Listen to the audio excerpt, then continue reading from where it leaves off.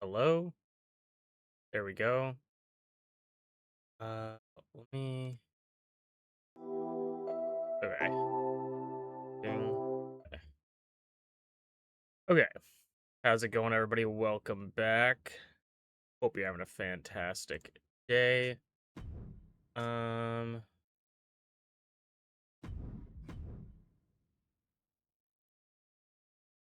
Doing some more MPW. Gonna just set up some stuff while people trickle in. Of course, this stream started quite a bit later than usual because I didn't have anything prepared and I forgot I needed to do 2 different things.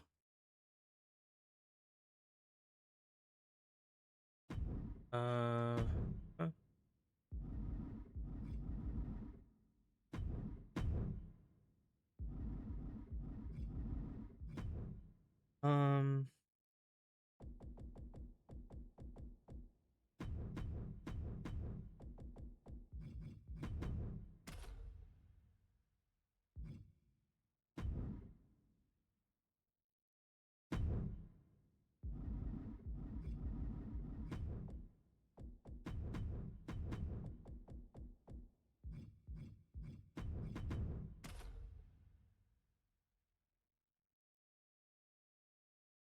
So it's tied up with my controller. There it goes.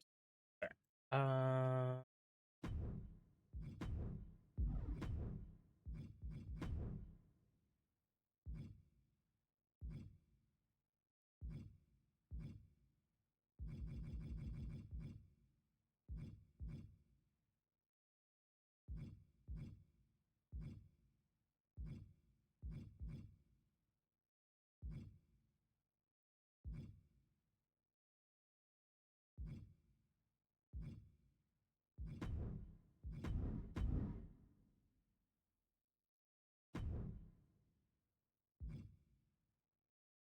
Oh, I forgot to turn on the frickin' streamer bot.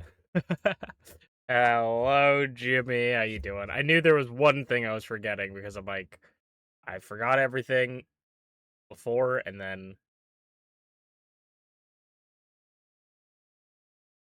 course I do that.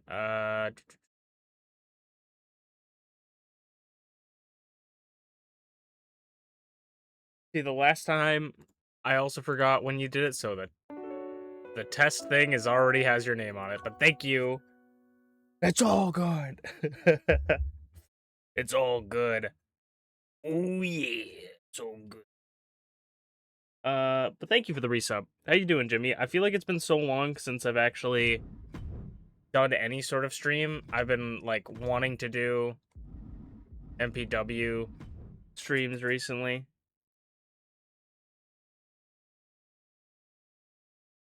I gotta double check something actually. I gotta close this.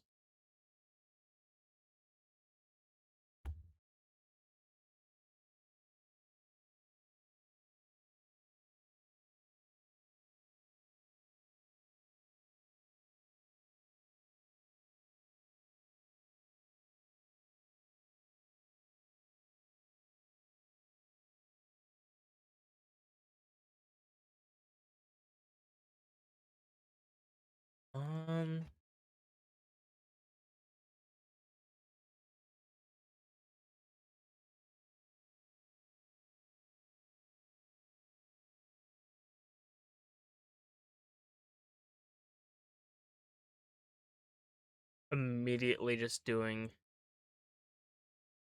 changes.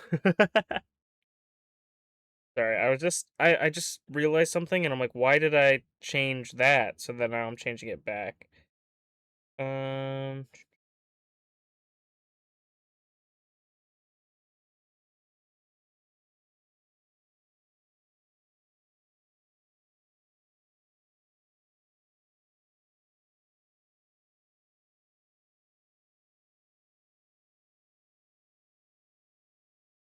Been good aside from the smoke. Yeah.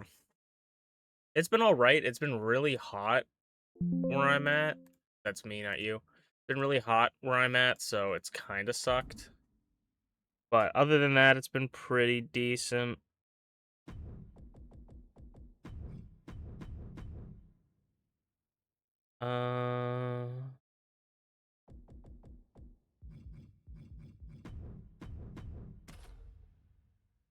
Maybe I want to keep this up full time because I'm sure I'm doing it right.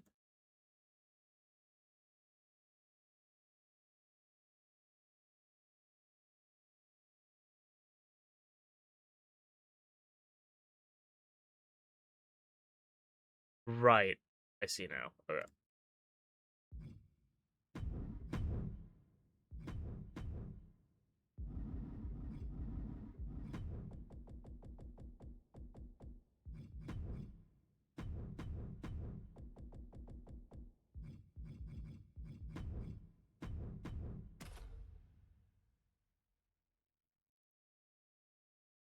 Igloo's gonna melt on. God.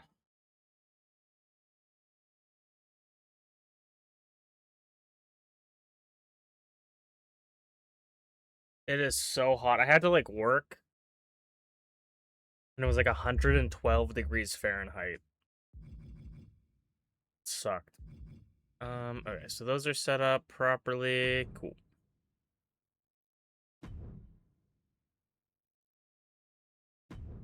Yeah, so I just want to say fuck data centers, fuck AI, fuck Elon Musk.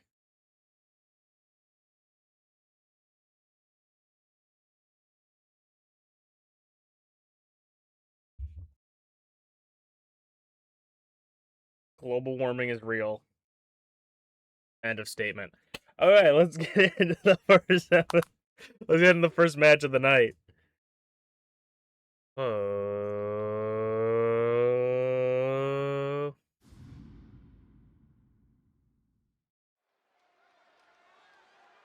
Hello, everybody, and welcome back to Masu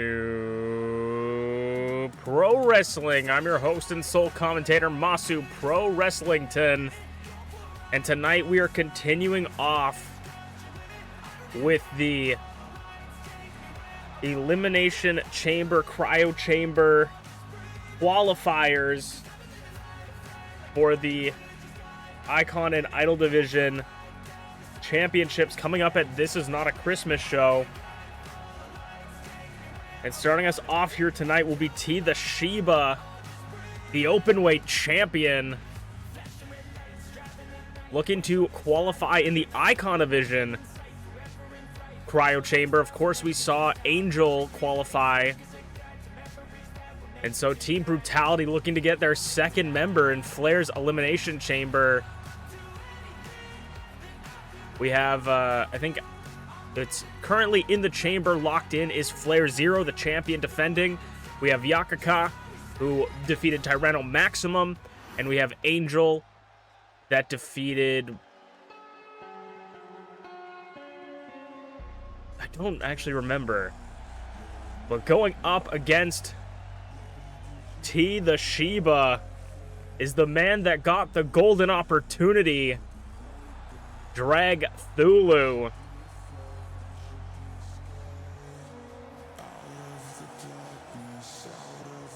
That man has the option to cash in on any person, or, well, at any time for the Icon Division Championship, anytime, anywhere in an MPW ring.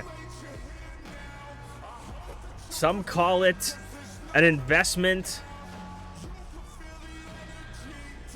for Dragthulu. It might be job security in this little qualifying matches. You can qualify for the championship, but he has a one-stop ticket towards a championship match.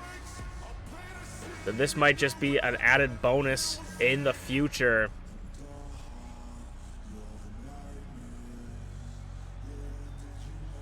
If Dragthulu win or loss, we will see Dragthulu in a championship match within the season.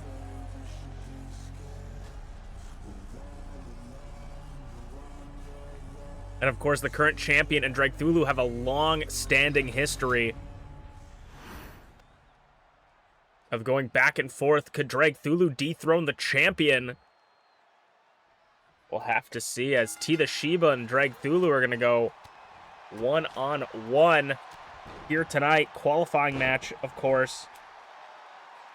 TeaTheShiba coming off of a big win in the B1 Summit, are the largest tournament in MPW history.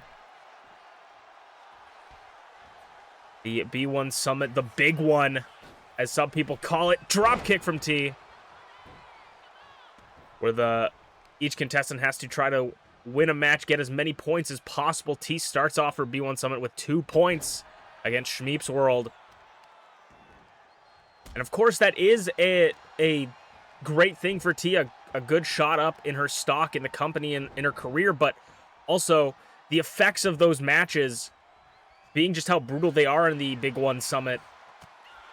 You know, you have to think about the wear and tear on the body that you're going to have to endure to just be able to get that far and be able to win that tournament, as well as keeping up with your main tasks here right now, the things that you're doing currently, like this fight against Dragthulu. It may not improve your B1 Summit performance, but it could end up drastically affecting the future of your B1. Kick out at 2 from Dragthulu. If you were to get injured in one of these matches, it could end your run very, very early. He up and over with the drop kick again. Springboard. Now T looking to maybe practice some of her submission specialties, tying up, or submission moves, tying up Dragthulu. Didn't have quite the control. Dragthulu goes for the one-legged dropkick. T had it scouted. And hyperextending the leg. T going to the middle rope once again. And a splash from the middle rope. T trying to end this as early as possible.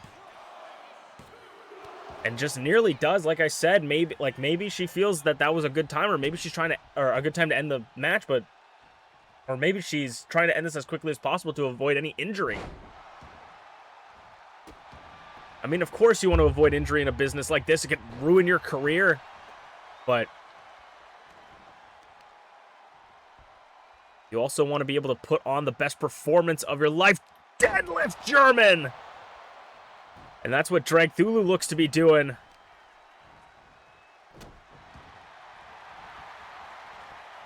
Dragthulu finally looking to switch some of the offense. Sends him off the ropes, ducks under, jumps over, and a kick, just a swift kick to the ribs.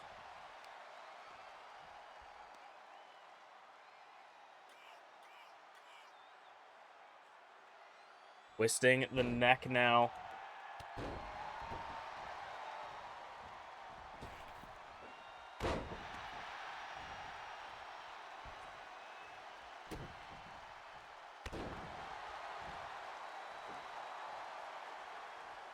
And now Dragthulu, I mean, we've seen this a couple times in MPW this season, but we haven't seen it too much.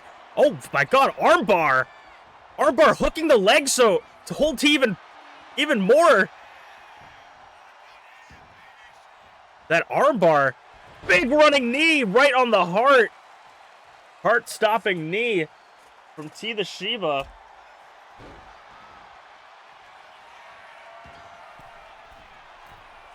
And Dragthulu going up top.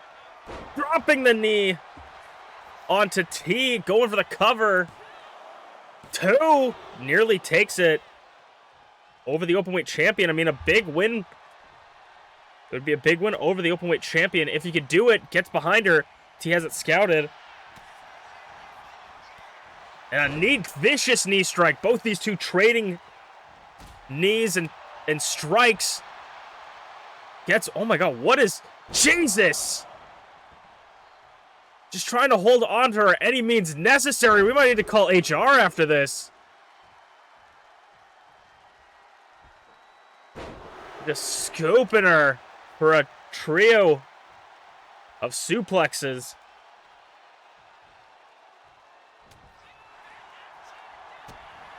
And T out of the corner, Pengu to put Dragthulu away. 1, 2, 3. And TeaTheShiba qualifies for the Icon Division. Chrono Chamber gets herself a chamber. And it's going to meet Flair at Not a Christmas Show. But of course, Dragthulu may not be out of Flair's future for a while, still holding on to that golden opportunity, as we're going to go to the next match of the night to see which idol gets put into the Chrono Chamber next. I say Chrono Chamber, but I meant Cryo Chamber. Either way, I just say it, whatever. But how's it going, Flair? How's it going? Jeremy, how you guys doing tonight? Hope you're having a fantastic night.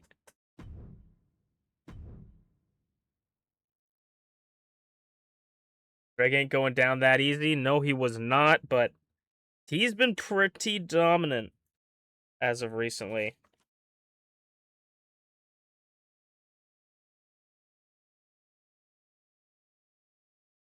They're going to time travel.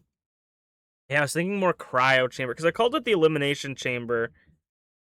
But, I mean, why not try our best to not just steal everything from WWE? As much as we're just using the game, but alright. Time traveling. They want to go back in time to when it wasn't a Christmas show. Okay, let's get into the next match of the night. Oh.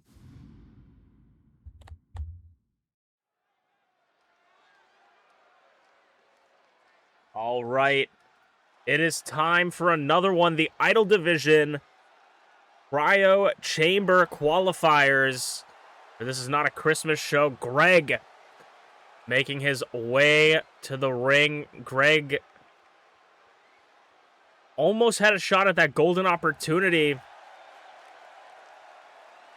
but I was thwarted by BA Tycho, I believe, with the coalition still up in arms of whether or not they are together. I mean, the Civil War maybe turned into a Cold War as competitors continue to try and, as these competitors try to get the championship. I mean, maybe first to the gold will determine the leader. Who knows what these two men could be thinking? Who knows what Greg could be thinking behind that mask? Nobody quite knows what's going on in the mind of someone like Greg. But with the Greg Nation backing him, the coalition just might have a new leader in Greg.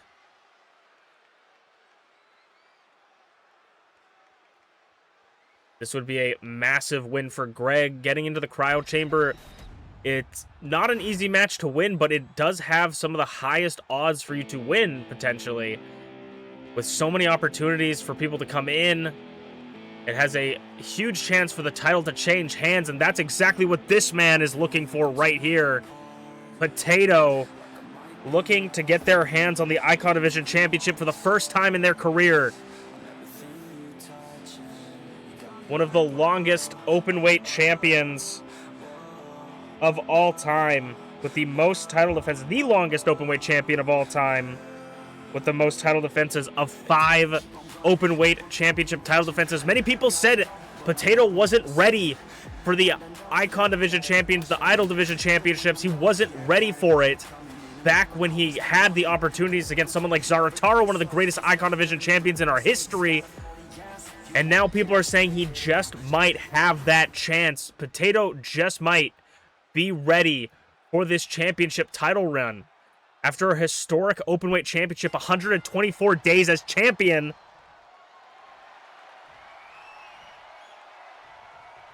Could this be Potato's moment against Greg to get a shot at the Idol Division Championship? Greg takes Potato down. We're going to start these things slow. And I think that's going to work in both Potato and Greg's favor. I mean, Greg is sort of known for swift strikes, but Potato loves to take it slow, use his power to his advantage. Not gas themselves too quickly, though. Potato has been showing a lot more agility as of recently. Been working on their cardio for sure. Moonsault for a 1 count from Greg. Way too early to call it. But Greg is going for it. Kick to the head, blocked by Potato. Going for a shoulder tackle. Almost busts right through Greg. For a nice stalling suplex. The blood rushing to the head of Greg. Gonna stomp a mud hole through him.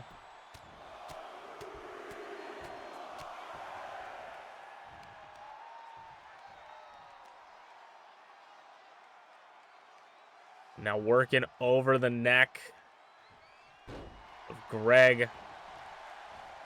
Potato maybe looking all ready for the end, calling for it. Flips Greg around, going for the Potato plunge maybe. Greg had it scouted. And off the ropes, ducks under. Picks him up for a pop-up punch.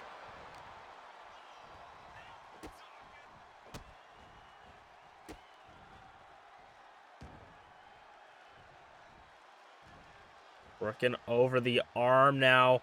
Greg pulling back at the fingers.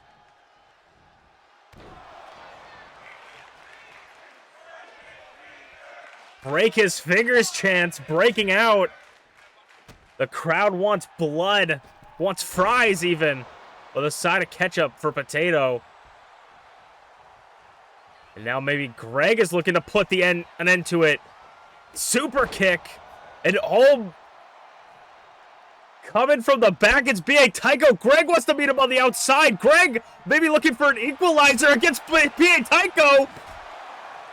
He's got the sledgehammer now, referee. I mean, technically, weapons are perfectly legal against someone like B.A. Tycho. He's not part of the match. He can't get disqualified. Jumps off the ropes, double stomp. Now Potato's going to beat them on the outside. Greg's taking everybody out. B.A. Tycho maybe rethinking his choices here. Superman punch. Hand of God. B.A. Tycho gets a discus forearm into the chin. 5 count. 6. Greg sent a B.A. Tycho into the ring. 7. Potato's just gonna let them have it out. Potato says, I don't care. I'm gonna let them brawl. Let Greg wear himself out, but you can't leave Greg alone for too long. Gets Greg up. Flips him over to a fireman's carry. Hangs him to dry. Could that distraction have afforded Potato any sort of advantage here? I think Tycho may have fled the scene. Deadlift. Powerbomb for Potato.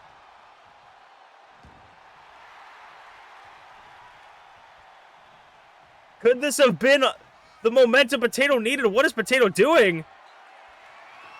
The Potato's looking for, it's got a chair. I think Potato, I don't know what Potato was doing, but gets knocked onto the chair. Pinfall. Kick out at 1. Potato once again going to the outside. Gonna send Greg into the corner. Now Potato again, powerbomb position. Running buckle bomb. Devastating buckle bomb. And now with the steel chair to the head. That would be a disqualification. That should be a disqualification, but the ref's not calling it. I mean, referee's discretion, as we like to say here. And some refs do believe in, or some people in general believe there's no honor outside the ring. And maybe that's what the ref is abiding by here. No honor outside the ring. Disqualifications maybe don't count on the outside. Pulls him in for the knee.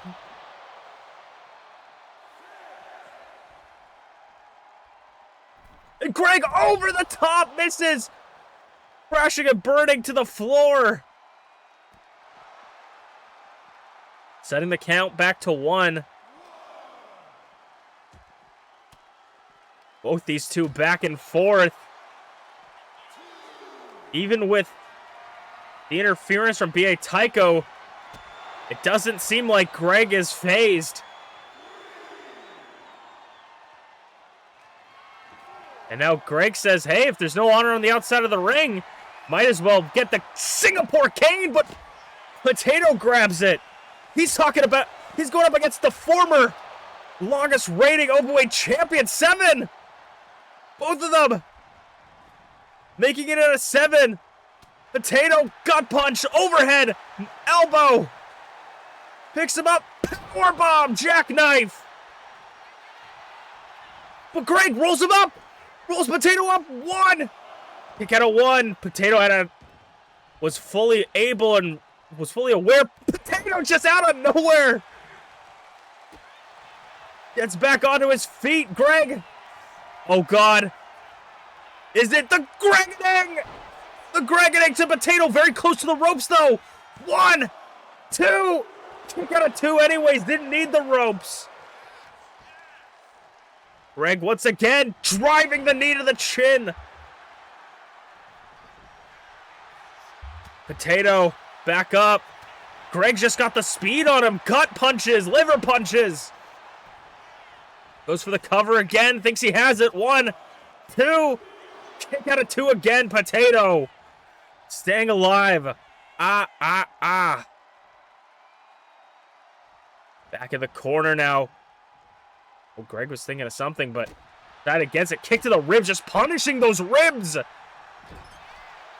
Now Potato seizing their opportunity from across the ring.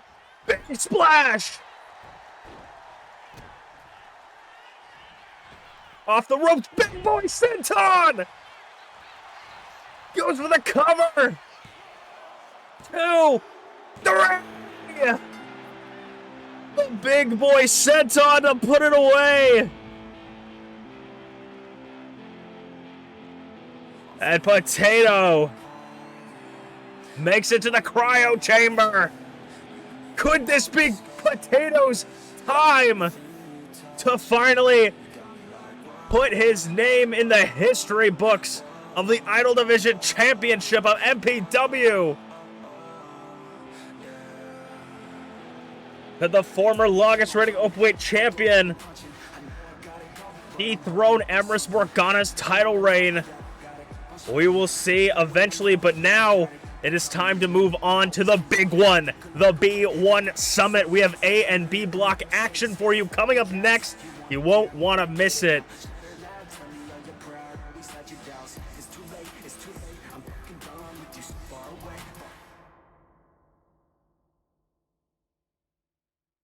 The refs really do whatever they want, no matter what the sport.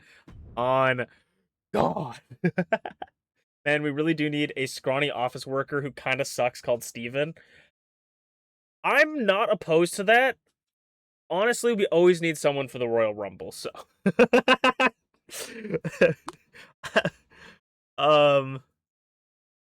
Greg was made as a meme. I mean, Steven could definitely show up. We did have the sound engineer guy. I don't remember his name. He could always show back up.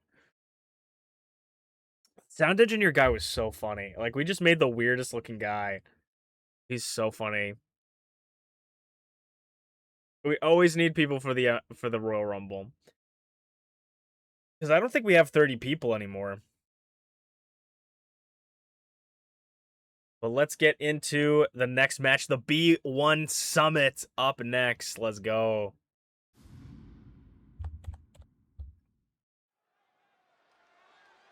It is time for the B1 Summit A block. Continuing. The souls fill the outside of the ringside. As once again, we are continuing this out. FlairZero starting off the B1 Summit, the Iconovision champion. Of course, if you've never seen the B1 Summit before, it is a round-robin tournament between 2 blocks of 7. The winner of the match gets 2 points. If you lose by if you win by disqualification, or there is a time limit draw, you get 1 point. And if you lose, you get nothing. 25-minute or 20-minute, I think 25-minute, I can't remember, time limit on the clock. And each person, as this ancient form of combat, each person wearing attire based on a warrior that represents them. FlairZero in, I believe is the way it pronounces it, Surge from Chrono Cross.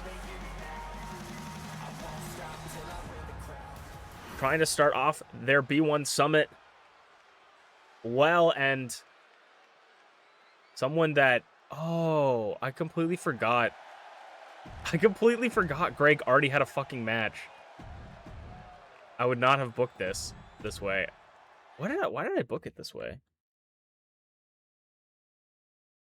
I'm gonna swap Flair's opponent. It's very easy to swap Flair's opponent, but yeah, I literally put Greg twice on this back-to-back. That's so funny. We can't do that. Or at least I'm not gonna do that.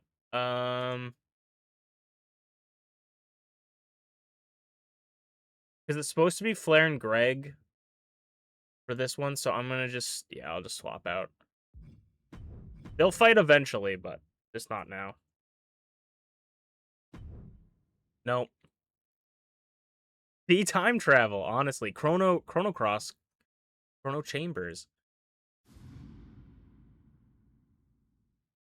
It's always when I feel like I did a good intro that I'm like, fuck, I messed something up. Now I have to redo it all over again. And I accidentally started the match again, so I have to quit out.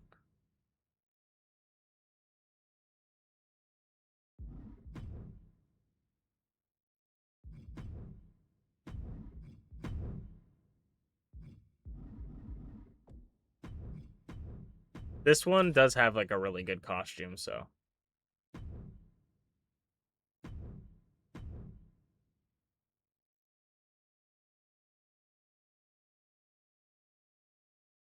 The B1 is happening while the G1 is happening. I really want to watch all through this year. I never do it, but I want to watch all of the G1 this year. If you guys don't know what the G1 is, it's what the B1 is based off of. The G1 is a Japanese wrestling tournament that is the same sort of thing like this, except it's just regular wrestling matches, not like MMA style. And it's like a big tournament, and I've always wanted to watch a full one, but I've never finished a full one. All right, let's get into it.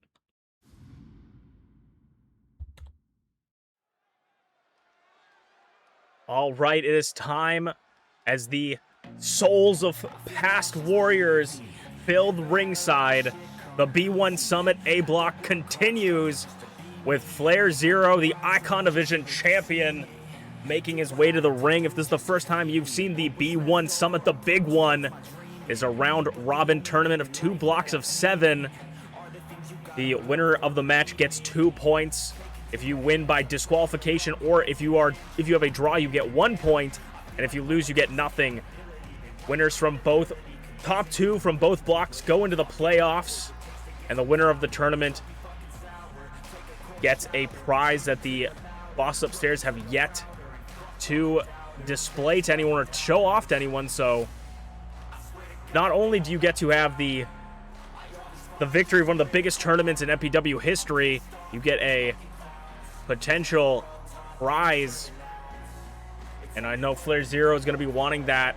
FlairZero, of course, a part of this rule is you got to dress up as a warrior that gives you power or represents you. Flair in the garb of Surge from Chrono Cross, and his opponent here tonight, the coalition member that interrupted Greg's cryo chamber match, B.A. Tycho, dressed up as one of his favorite heroes, Metro Man from Megamind. And I mean, if I were to say that B.A. Tycho doesn't look good in white, I would be lying. This is going to be a hard-hitting match for either of them. The only way you can win a match in the B1 is by referee stoppage, knockout, or submission. And both these two are looking to get their first 2 points on the board. Neither of these two have gotten any points yet, making their B1 Summit debuts here. No countouts, no pinfalls. The only way to win is to knock out, TKO, or submit your opponents here in the B1 Summit. A block has already seen ShmeepsWorld get a win over Garreth, and T get a win over ShmeepsWorld, both starting with 2 points.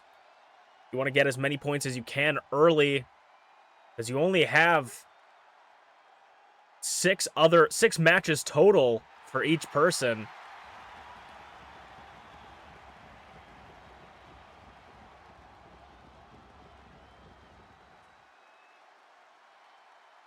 This could also be this would be a great match for B.A. Tycho to pick up a win over the Icon Division champion.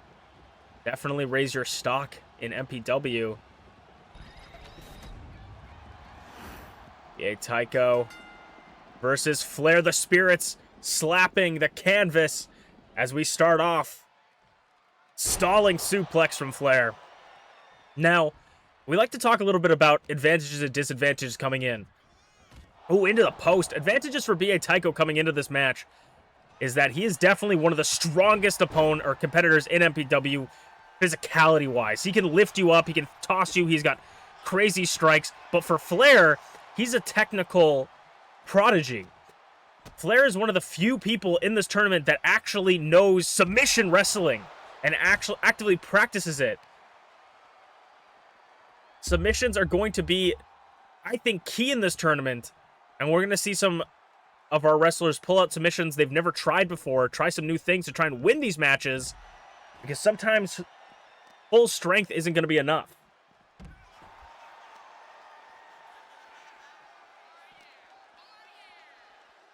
And then sends B.A. Tycho over to the corner here, bottom corner.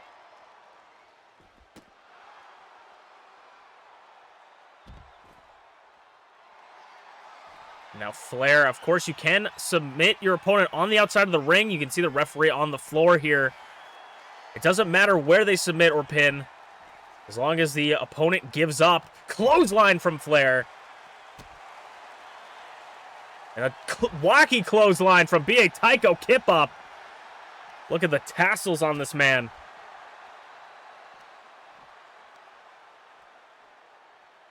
And a knee bouncing off the concrete. Flair finally back up onto his feet. Gets B.A. Tycho, tossing him into the spirits.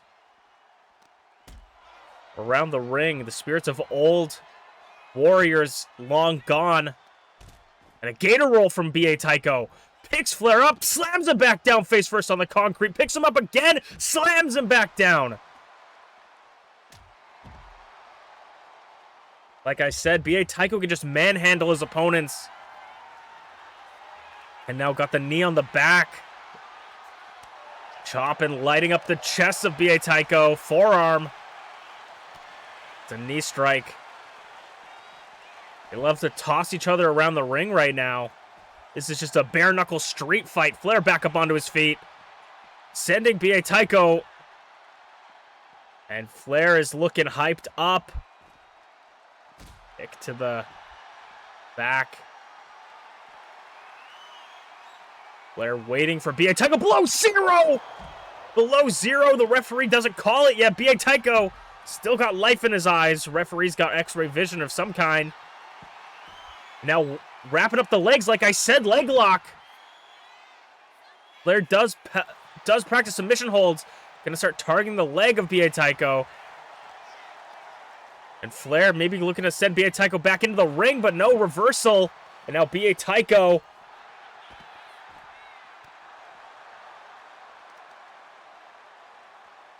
snapping the legs of Flair. Flair back up. B.A. Tycho. What is he looking for? Over the shoulder and head first onto the barricade. I think he just busted Flair's nose wide open. And a butterfly DDT on the concrete. B.A. Tycho might get blood on his nice white suit. And it might just be over. No, Flair!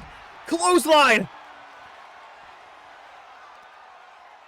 And a knee strike now busting B.A. Tycho's white mask open. And Flair looking to put it away below zero!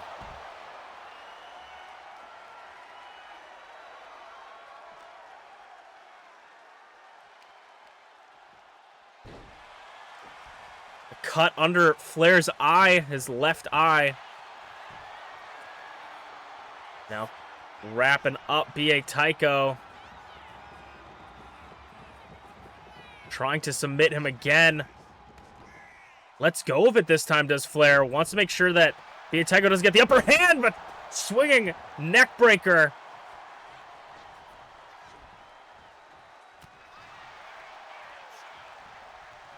And sends B.A. Tycho.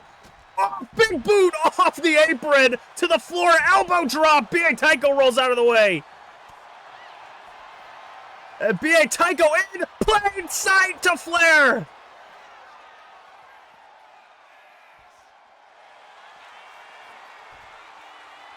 And now pulling at the eyes of Flair, trying to get him to tap. Maybe even opening that wound.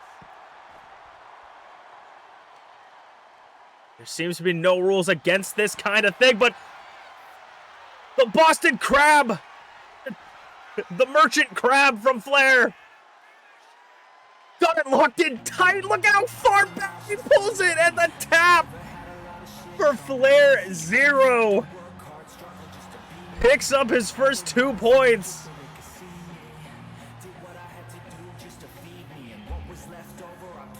A massive win for FlairZero in the A block, picking up his first 2 points. Crabbed him good. As we'll move on to the next one, B block action for our main event next. That move is called the Boston Crab. Merlin. Nice. How's it going, Merlando Calrissian? I don't know if you were here for it, but if you weren't, you missed B.A. Tycho as Metro Man. But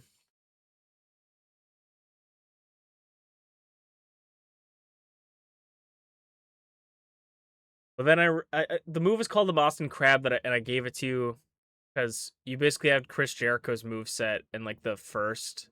You had, like, a mixture of stuff, but in, like, the first season of MPW, you had... I gave you Chris Jericho's, like, finisher and signature. And then I just kept it on you forever. And so I was thinking, like... I'm like, you talked about, like, a Merchant Crab book that you were reading. You kept asking me about, like, something about giant crabs, and I was like... I don't know, that just sparked it. Get stream up, but you were doing stuff? That's fair. It's probably the best you didn't see, because Metro Man lost. Metro Man is dead. I'm gonna try and keep up on who has what.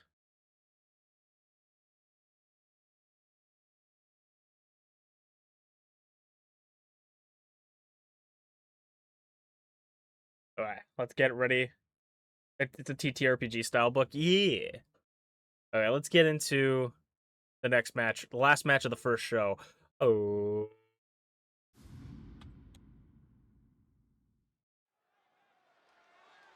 Alright, wait, actually, I just realized something.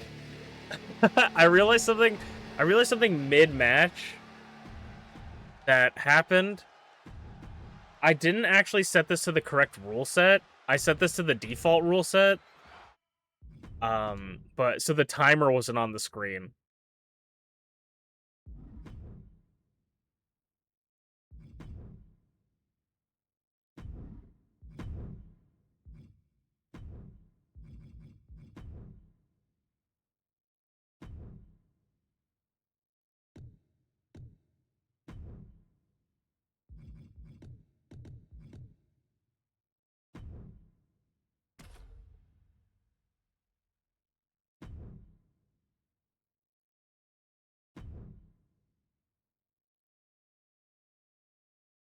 Okay.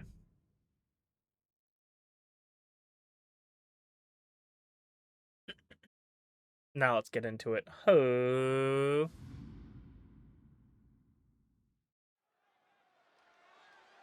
All right, it is time for the main event of the evening. B block.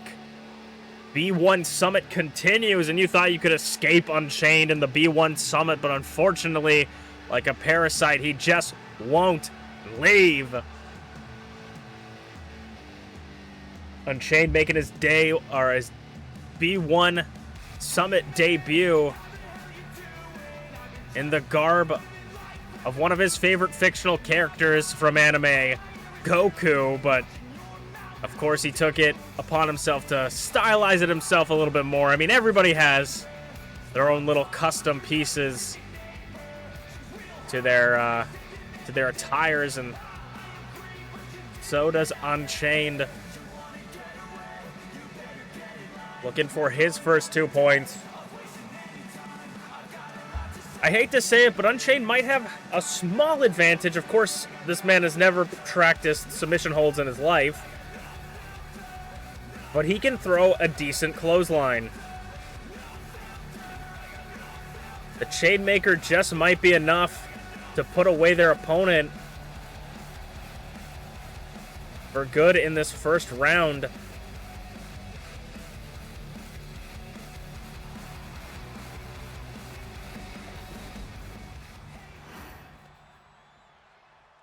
And with only 6 matches, you want to get as much as you possibly can early on.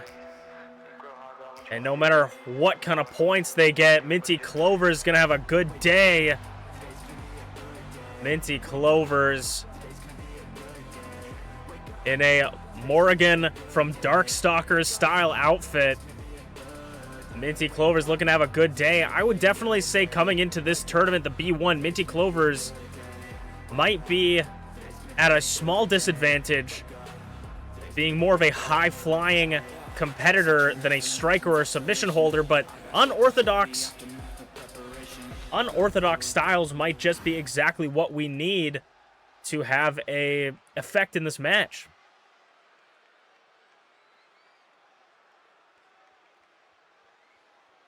MintyClovers Unchained haven't been in the ring in a long time, I don't feel like. And when you're standing up against someone like MintyClovers, you already look like the bad guy. Of course, Minty does have her patented Cloverfield submission hold. We could see that come into play here tonight. 30 minutes on the clock. The bell has rung, and it is time to start. Russian leg sweep. And float over, punches to the chin.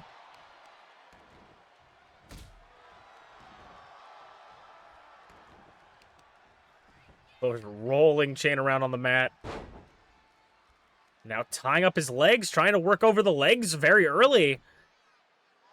Maybe we could see a submission hold targeting the legs from Minty. We'd see how the strategy goes. I mean, you want to make sure to focus some of the limbs that you're going to target with submission holds.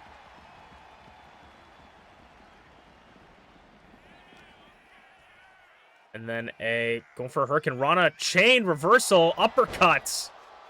Hot Minty. And now Minty's getting tied up.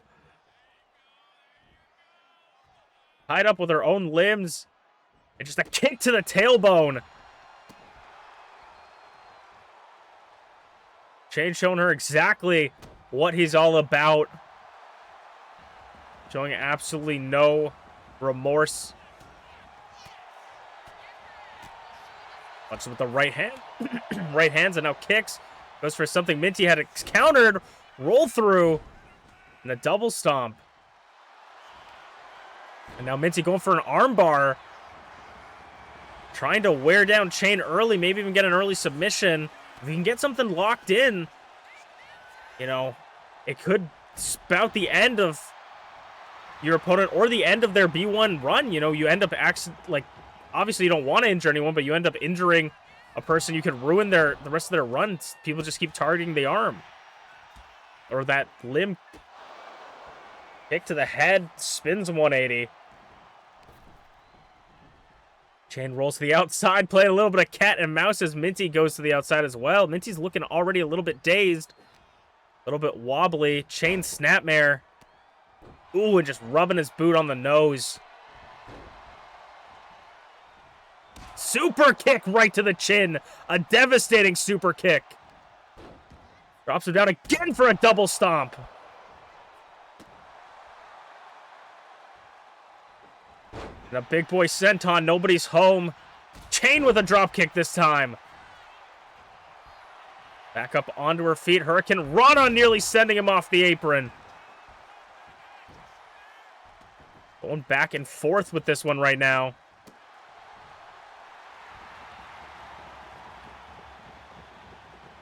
And now MintyClovers strikes.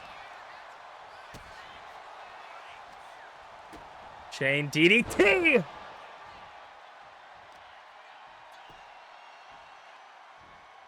Trying to take it slow, maybe. Minty gets back up, kick to the legs, and now slaps and punches all around. Another DDT. Sort of an improvised kit of punches and kicks from Minty. And he goes for the elbow drop. Keeping this mostly inside the ring. Going for a submission hold. Minty slides right out of it. And a leaping DDT. Certainly targeting the head, but I don't think much is going on in there, so we don't know how useful that is. A big uppercut takes Chain off his feet. And MintyClovers has just been in control.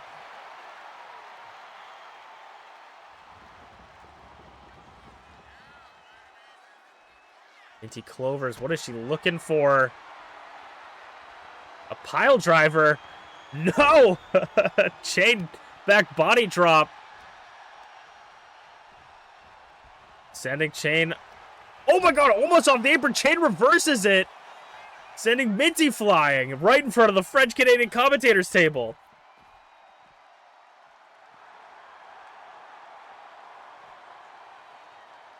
What a brutal display. Now Chain wanting Minty back into the ring. Chain preferring to stay in the ring than on the outside.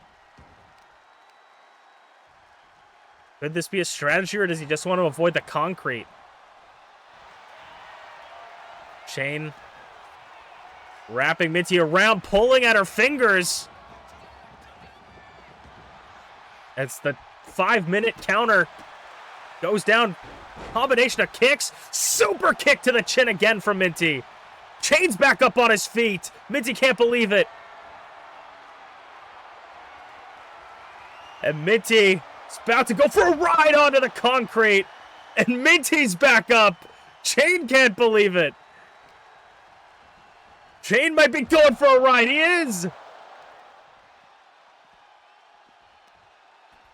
Getting a little bit of a taste of his own medicine. Clover cutter. Clover cutter on the floor. Chain back up. German suplex. On the floor. Picks her up for a Chainmaker. And Chain picks up his first 2 points. Showing it pays good to have a hard head in the B1 Summit. Thank you guys so much for watching Masu Pro Wrestling. I'm Masu Pro Wrestling Ton, and we will see you guys next week.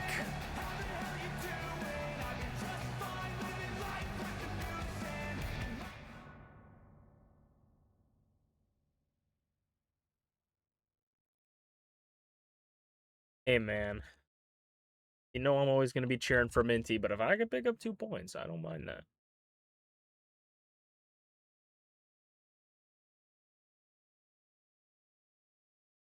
Gets his name on the board.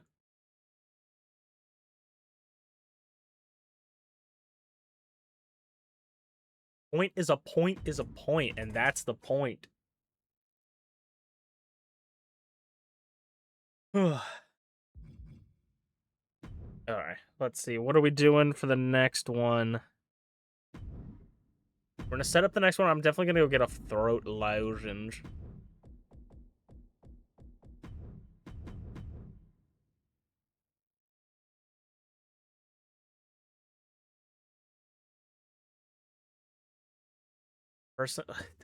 Every time I change like one thing and then I realize everything got changed. So now I need to double check something. All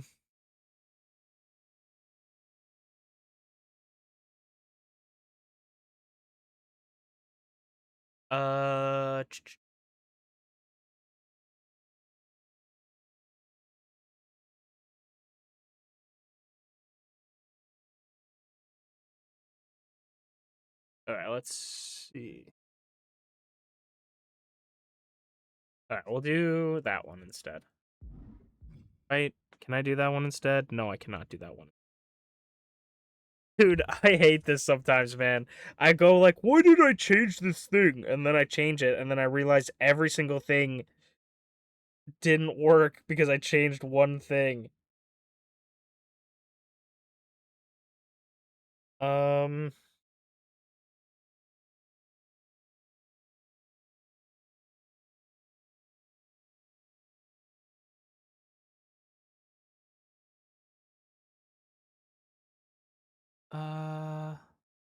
I can't do you, can't do you.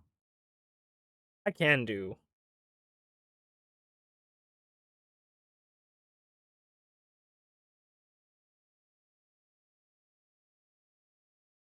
Yeah, let's do that. That's actually really good. Okay.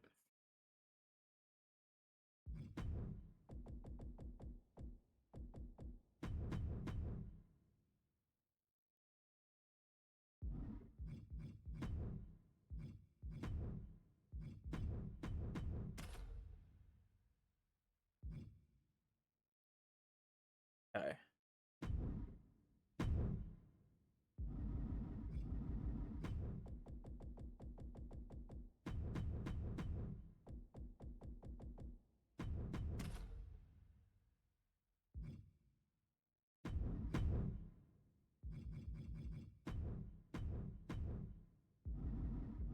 Then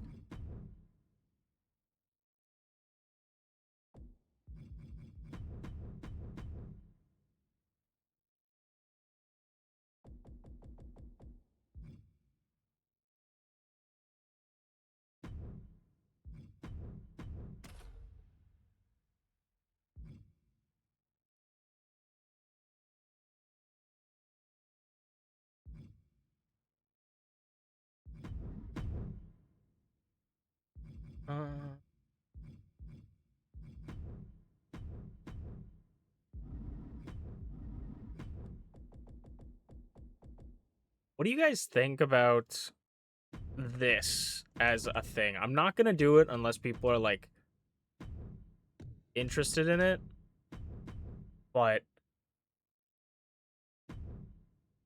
would you guys be fine / okay with me? Like, do you guys think? Because right now, pre-roll ads are off for like 1 minute. Should I run ads, like maybe a minute of ads? Well, I'm a minute or like a minute and a half of ads while I'm making the next set of stuff. Or do you guys like, because it's also kind of when we can talk. I know a lot of you, it doesn't matter because a lot of you are subscribed that are currently in my chat anyways. But like, I don't know. What do you guys think? Because I could run ads and then people won't have pre-rolls coming in for like the actual matches while I'm setting up. Just something to think about. I'm going to go. So tell me what you guys think. I'm going to go grab some throat loud.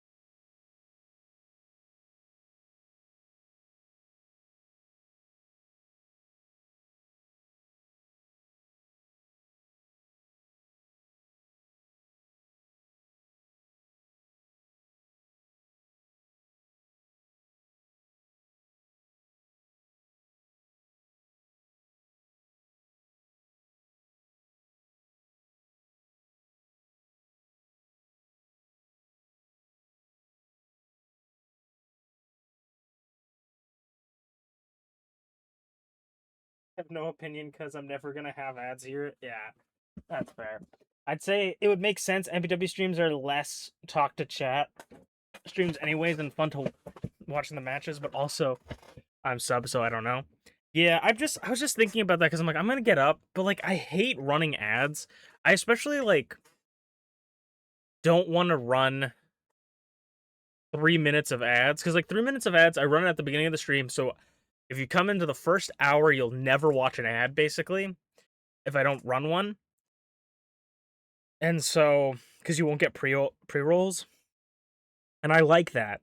But then I'm thinking like, if people come in and they see an ad and they turn off, like I don't want people to like leave and come back and go, oh fuck, like I gotta watch an ad now.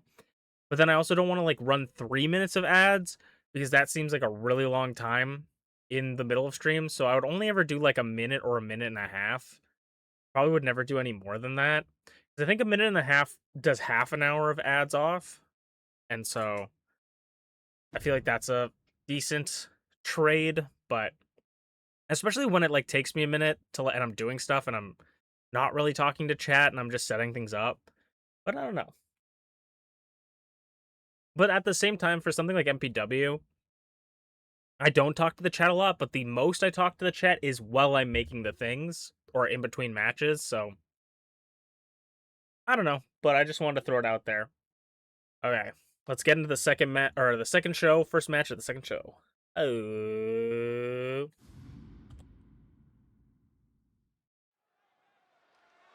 Welcome back to Masu Pro Wrestling. I'm your host and sole commentator. I'm your sole and host commentator, Masu Pro Wrestlington. And tonight we are continuing the Chrono Chamber qualifiers for the Chrono Chamber, the Elimination Chamber, at This Is Not a Christmas Show. Garreth Unported coming off of a loss, I believe, to ShmeepsWorld. Yeah, lost to ShmeepsWorld in the B1 Summit. Starting his off with 0 points. Could he earn himself a spot in the Cryo Chamber? Could he earn himself a chamber in the Cryo Chamber for the Icon Division?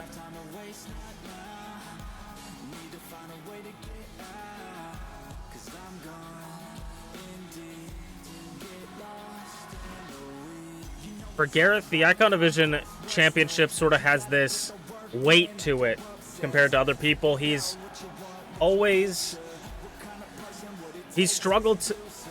to get it, held on to it a couple times. Even had his own custom Icon Division Championship in Season 1. And then in Season 2, he wasn't even able to challenge for it. So could this finally be the season Garreth gets a hold of that Icon Division Championship again? Speaking of champions, the longest reigning Idol Division champion in history, Rize, looking to get her first Icon Division championship. And of course, never too far behind are the Shogunate, AZ and Vyakaka. Vyakaka, obviously, as stated in previous episodes, or if you saw it a handful of weeks ago, already qualified for the Icon Division Cryo Chamber. So if Rize could get into the Cryo Chamber, she will have an ally. Of course, it's any man for themselves or any person for themselves. But Rize you've seen the advantages of Rize holding or having people in the Cryo Chamber with her before, as Rize retained the championship in the Cryo Chamber when she had another Shogunate member with her.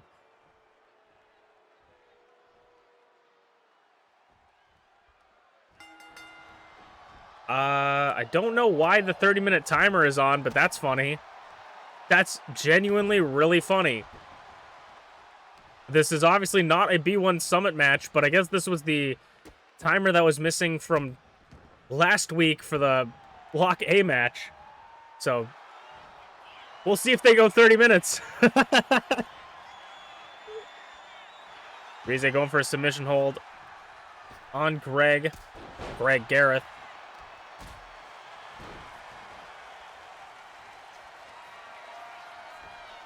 Going up top is Rize.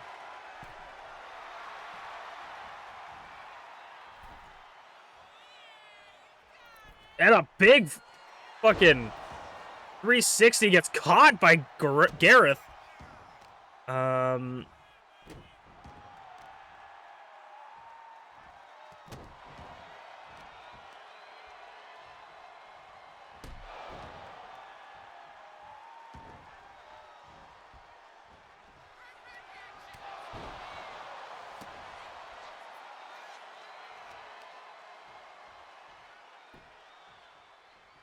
Back up onto his feet, off the ropes, big boot.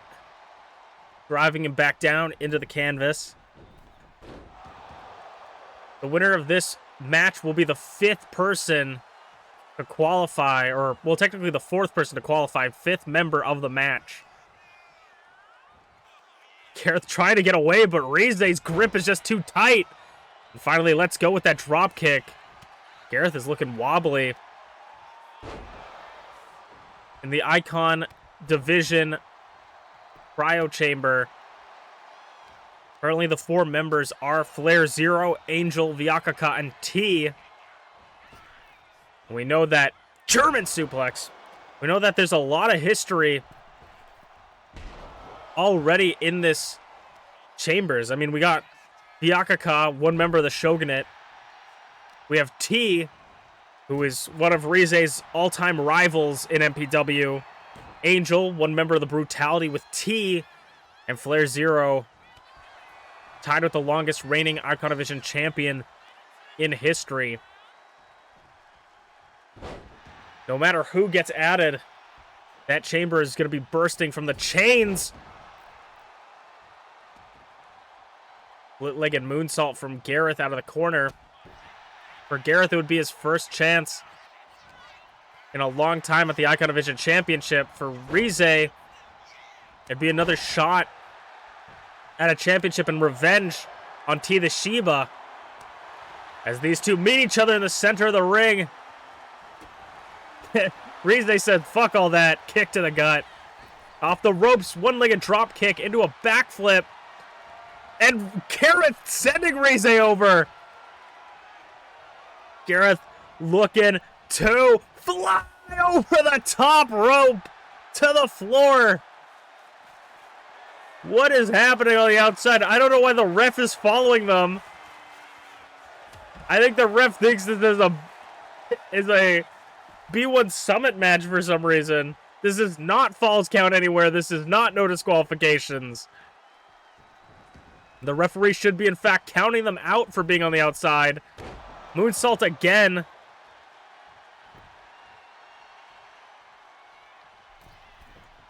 Garreth making it to the top. Brown crown! Brown crown to Rize!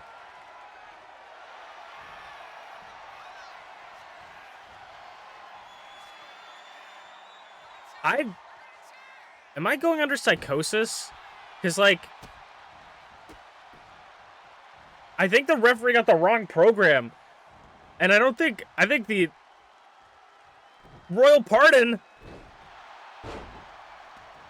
I think the wrestlers also might have got the wrong memo, as I don't think I've seen any of them go for pins yet. So I think they've just decided this is going to be a pseudo B1 match that's not for the B1. Fuck it. We're doing it live. Off the ropes, ducks under. Float over, German!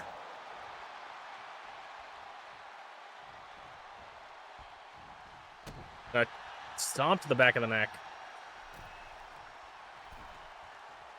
AZ on the apron. AZ and Byakaka playing the spot of the spirits of the ring. It's always got to be with Rize, huh? That gets confusing. Tilt-a-whirl, spinning sidewalk slam. Garreth looking off the ropes. Forearm, shitty little forearm slipped off the rope. Kick to the gut. I mean, either way, Garreth is incredibly impressive in this match. Butterfly takeover, no reversal. Arm drag by Garreth.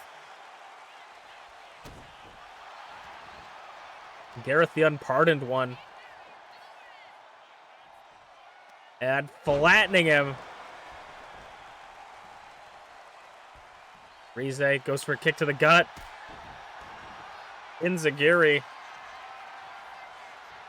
And on the altar, but gets caught with a cutter. And Rize's back up like nothing happened. Sends him off the ropes. Arm drag.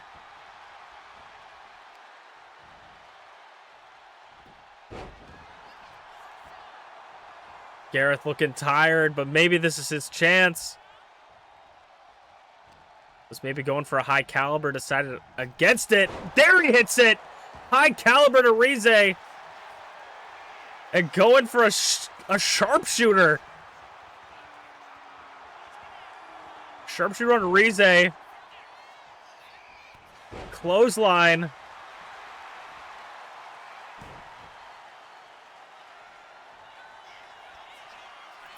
Rize going up top. What is she looking for? Drop kick. Nobody's home.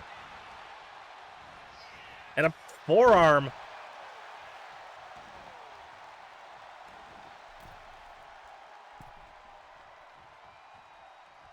Once again, AZ on the apron.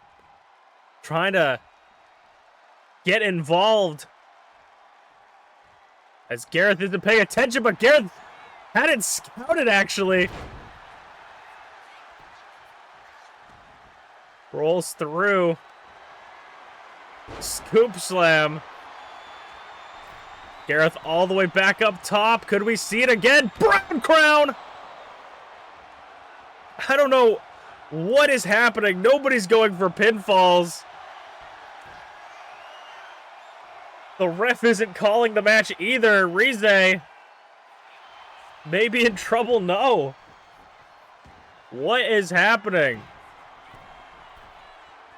Hip up. Goes for a 360 again. Doesn't quite connect to it. Rize bumps into the ref. Sends Garreth off the ropes. Takedown.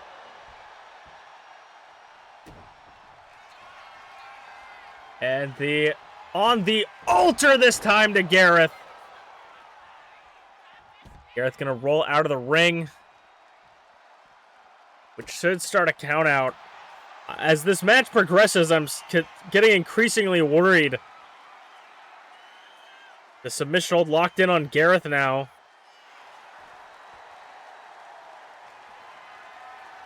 And a royal pardon again from Garreth. Rize just taking so much punishment. Garreth off the ropes. Oh my god! Shooting star press off the springboard. I have, we've nearly eclipsed 10 minutes. And they're still going at it. At least we know the maximum this match can go is 30. Unless that timer actually just means nothing to us. German suplex! What is it with Rize and fighting men to the death?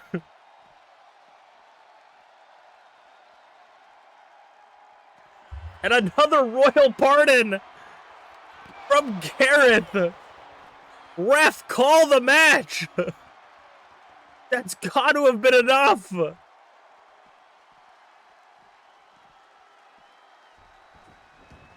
What is going on? Referee's discretion. Submission. Locked in on Rize. Is she gonna tap? No. Garreth lets it go. This is supposed to be a one-on-one singles match.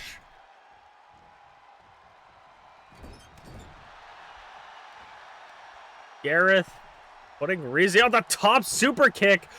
Doubles. I mean, like, Garreth is so impressive in this match, but it just doesn't make any sense.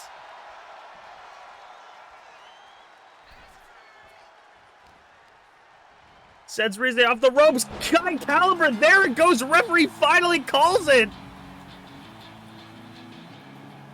And Garreth, I guess, qualifies. In the strangest qualifying match we've ever seen. The bosses upstairs are going to have a talk with the referees and the contestants. The first winner of the qualifying match by a TKO. Garreth Unported, I mean, certainly makes a statement. But I'm sure the boss upstairs are going to have a statement with the refs next. That was so random. Okay, I wanted to edit that match, not just fucking... Alright, I'm gonna probably edit this next match if it's also glitched. Because that's 100%, that was 100% a glitch. I did not... It was not an underground match, and it was not... Okay, it doesn't look like this match is glitched, so I don't have to change it. That was just purely a glitch. And I was kind of like, okay, maybe we need to restart it. Because at first I was like, maybe it's glitched because the match can't end. Because, like, Rize was just getting hit with every move. But I guess Rize was just that strong. that it wasn't affecting her, or Garreth is that weak that it wasn't affecting her. And so but I felt bad because like Garreth is doing so well. I don't want to be like, oh, let's restart the match, and then Rize just fucking hits the 1-2 boom, dead. You know, so. All right, let's get to the next match.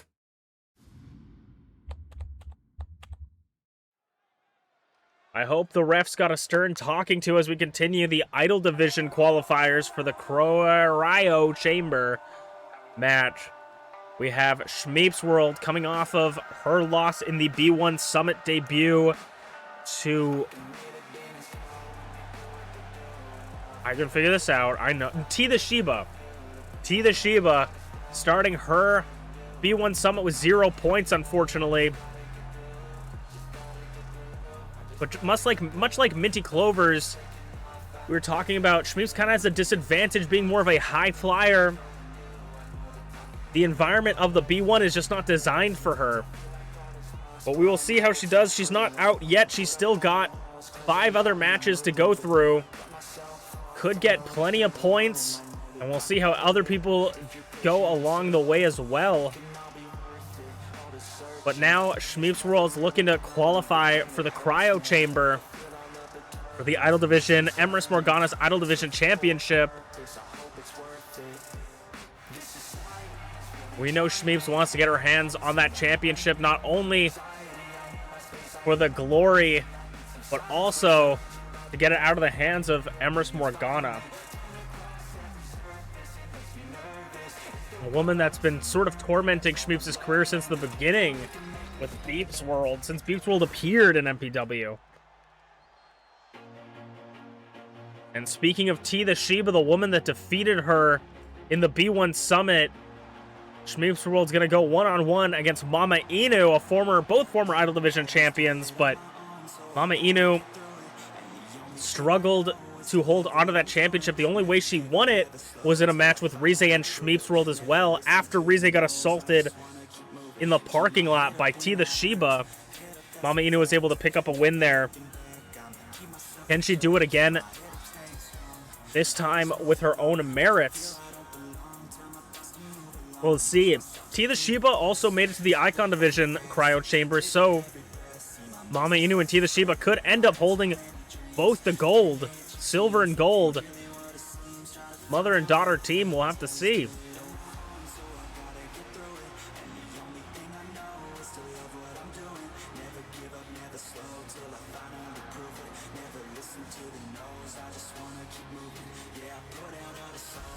For MamaInu, she's always been the bridesmaid, never the bride. Can she do it here tonight against ShmeepsWorld? A somewhat rival in her own right to MamaInu. These two have seen each other so many times in the ring. MamaInu held the championship for 35 days, no title retention. ShmeepsWorld straight out of the gate, float over powerbomb, showing absolutely no time. Shmeeps as well, in her second championship title reign, only held it for 35 days. ShmeepsWorld held it for 65, a total of 100 days across both. Cover, 1 count. But Shmeeps held it for 65 days in her first title reign with 1 defense.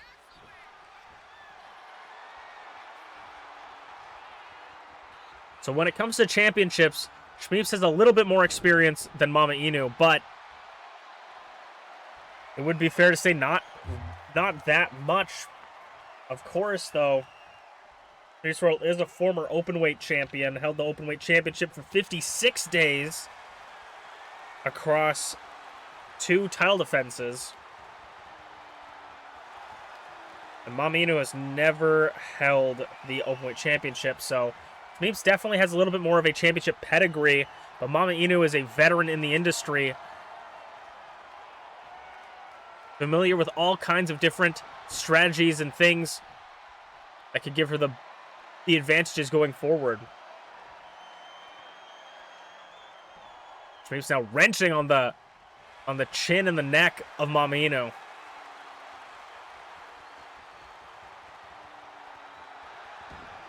Takes her down.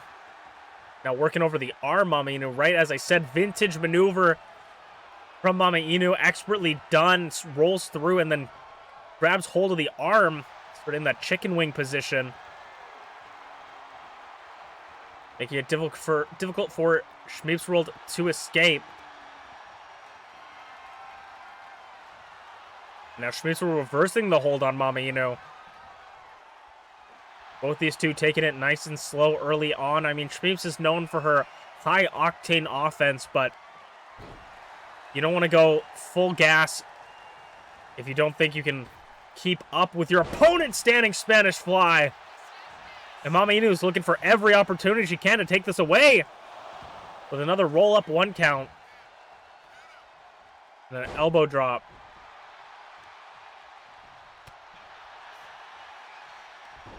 Goes for a drop kick. It's caught. Boot to the stomach from MamaInu. Goes for a cover again. She's just trying to end this as quickly as she can. Trying to take any opportunity she can. Any misstep. Trying to get a win here. Does that show lack of confidence? I'm not sure, but MamaInu. It's a loud chop from ShmeepsWorld. Picks her up for a power bomb. Takes her. What is Shmeeps going for? Oh my god! Northern Lights pin. Just driving MamaInu headfirst into the canvas.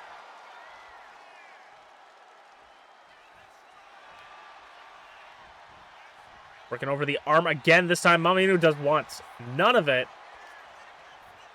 Sending Shmeeps off the ropes. Reversal. Spanish fly again from Shmeeps. Now Shmeeps on the apron. We've seen her here many a times. Oh, I thought for a critical roll instead. MamaInu was a little bit too close. Caught with the Hurricane Rana. Sent into the corner. Falcon Arrow from ShmeepsWorld. Wants to make sure MamaInu is far away from the ropes because nobody kicks out of the Falcon Arrow. Wants to make sure no rope break shenanigans happens too. Oh, and a near fall. I think she just took a little bit too long. For MamaInu, double stomp. And a stringer screw leg whip.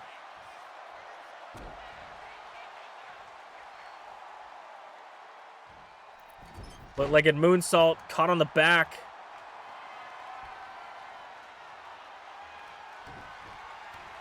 MamaInu was looking for something, but ShmeepsWorld had it scouted, trying to get MamaInu into the corner.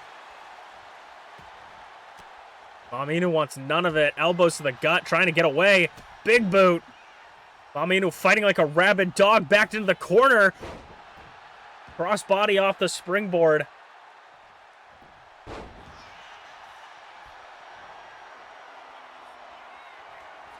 ShmeepsWorld now, once again, for the second time. Falcon Arrow! Doesn't want her anywhere near the ropes. Wants to make sure that this is a clean pin. Chat calling for one more time. 1, 2, 3, but they didn't need another one. Shmeeps moves on to the cryo chamber. The 5th member of the match. We'll see who will join them next week for the finals.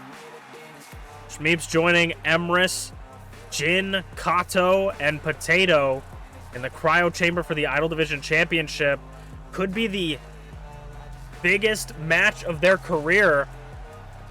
But we see a 3rd-time Idol Division champion as ShmeepsWorld joining the small few, which I think is literally only Glitchy, for a 3-time Idol Division champion. But we're going to go into A block action for the B1 next. Know that time to heal it all in the patience soon. If it only worth it, only searching, but you're never really permanent. I got a moth in my room.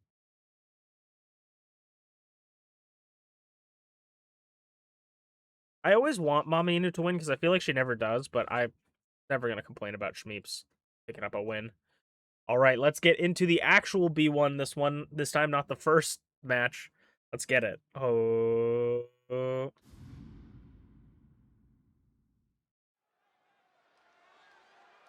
Now it is time for the actual B1 climax.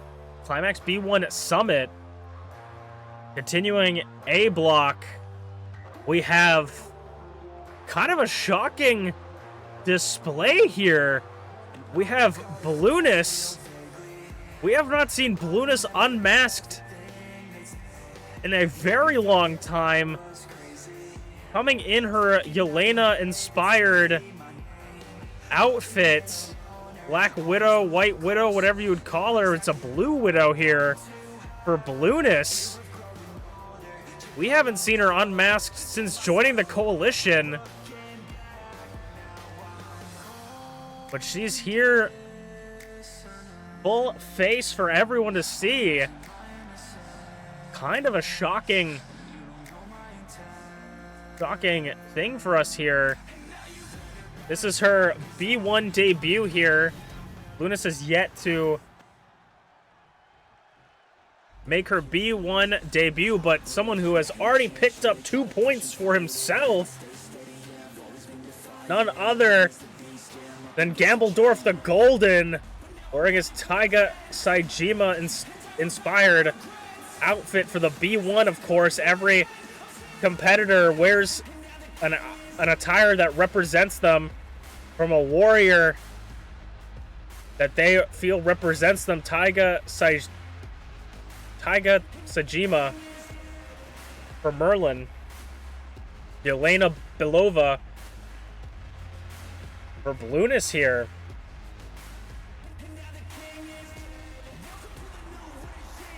Merlin picked up a massive win against Draven in his opening match for the B1, starting him with 2 points.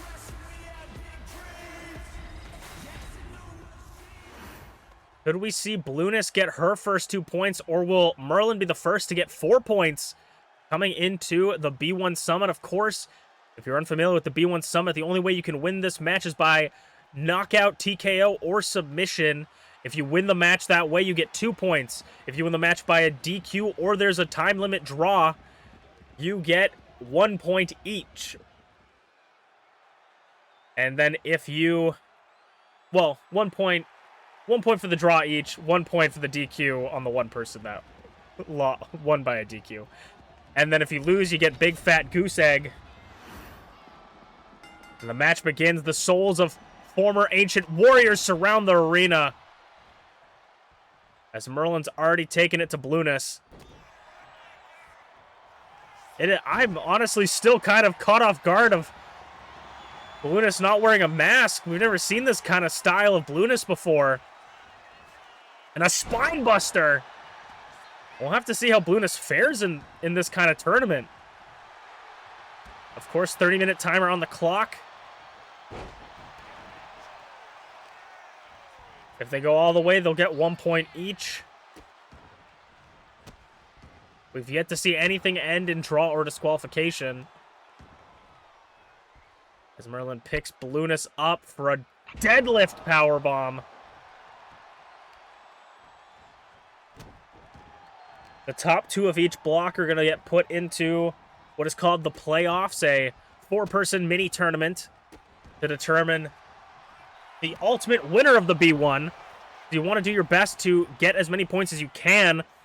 But of course, we're really early on, so it's basically anybody's goal or anybody's potential chance to win. But of course, like, these early matches could end up losing you your spot. If Merlin, maybe someone goes all the way, wins both, or wins all their matches, you know, and you lose 1 or 2 along the way, you could end up just spoiling your matches. Someone could end up winning 1 match and ruining your run to the playoffs. So every match counts, every point counts. You could be 1 point away from the playoffs if you get to a draw, so you got to try to get your points in when you can.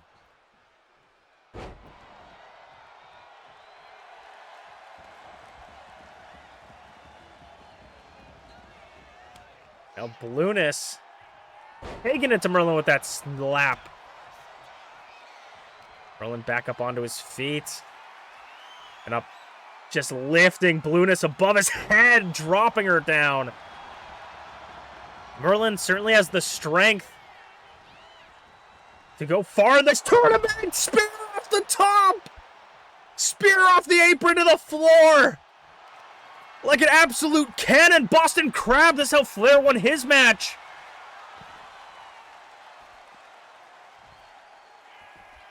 Blueness is not too unfamiliar to tournaments in MPW. The winner of the Ultimate Openweight for the first time ever. Could she make waves in the B1 Summit? Knocks Merlin off. Oh my god! Flatliner DDT. And Blueness. Blue Moon. Straight to Merlin's jaw. Picking up her first 2 points in the B1 Summit. Just like that, it could take one solid shot to end the match, and that's why the B1 is such an interesting landscape for everyone. Blueness earning her first 2 points. Merlin losing out on 2 points as we're going to move on to our main event of the night, B block once again. We'll see who's up next. Her hair's so shiny. Yeah. Actually, no, I shouldn't have said B block because that's wrong. It's not B block. It's something else. Hello, T. How are you doing?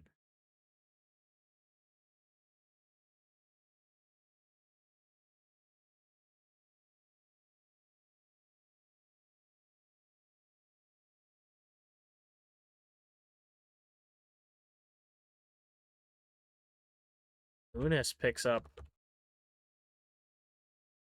her first 2 points. That's pretty exciting. Doing good, just chilling after work. Nice. How MPW goes tonight? It's been doing pretty good. We've done some B1 matches. The first match of this second show here that we were currently on got glitched and it was super weird, but it was a really good match. It just got glitched and was super weird. And then, yeah, this will be the last match of the second show, and then we have one more full match, or first show next. So let's get into it. Oh,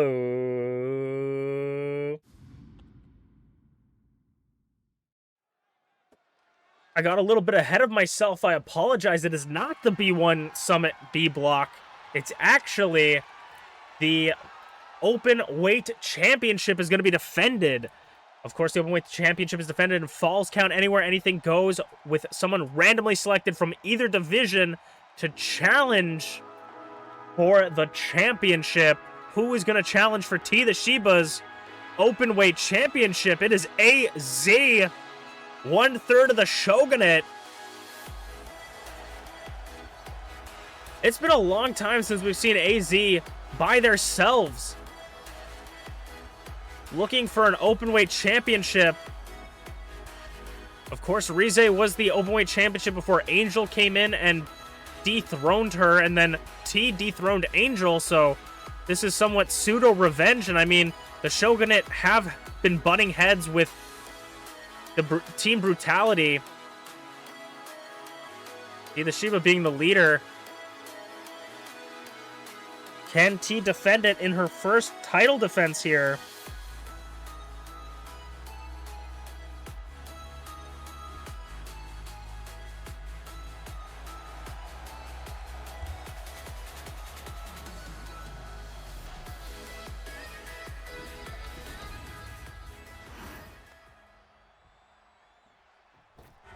And AZ going up against the overdog, TeaTheShiba.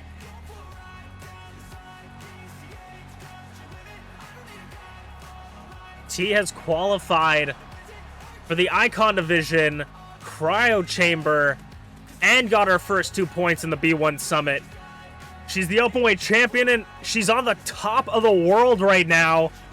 But the bigger they are, the higher they are, the harder they fall. Will T fall tonight to AZ? Truly flying high is TeaTheShiba, but will those wax wings burn as she makes it so close to the sun? We will see.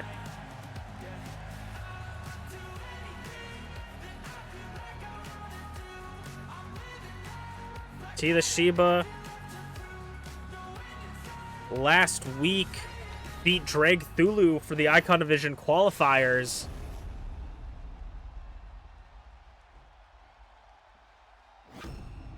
Tonight she's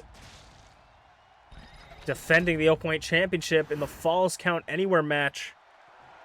This match could be devastating. I mean, we talk about the effects of every match going in for any of the B1 tournament goers, that any match coming in could potentially ruin your B1 run. So T's going to have to try her best not to get injured or sustain too much damage in this match.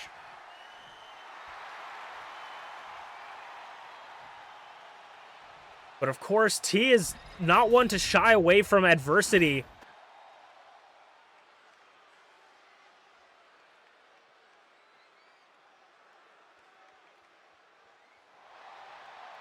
Open weight championship on the line. TeaTheShiba versus AZ.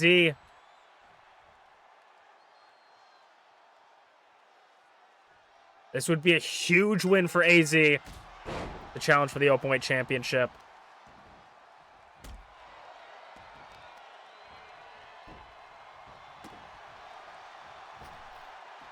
Of course, T's not going to go down easy. At the same time, these matches could be a health risk to the B1 Summit members, but at the same time, these could just be a really good opportunity to make sure that ring rust doesn't take hold in between weeks. You know, you get some rest and you come back every week. We'll see if the ring rust is showing on T or not, but I can't imagine so with how much he's been working. Back elbow. AZ finally getting out of the corner. Eyeing up. T kick to the face, right to the cheek. Might leave a footprint mark.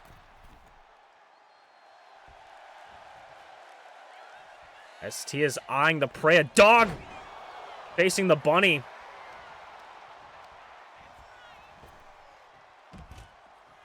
As AZ sends T out in front of the French-Canadian commentators table. Of course, no countouts, no disqualifications. They can be outside here as long as they want. And I think that just might be exactly what AZ has planned here.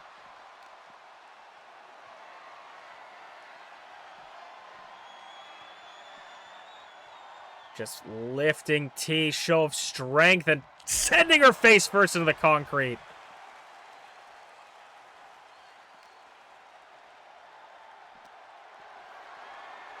T gets AZ in a fireman's carry, maybe sending her onto the hardest part of the ring, the apron there.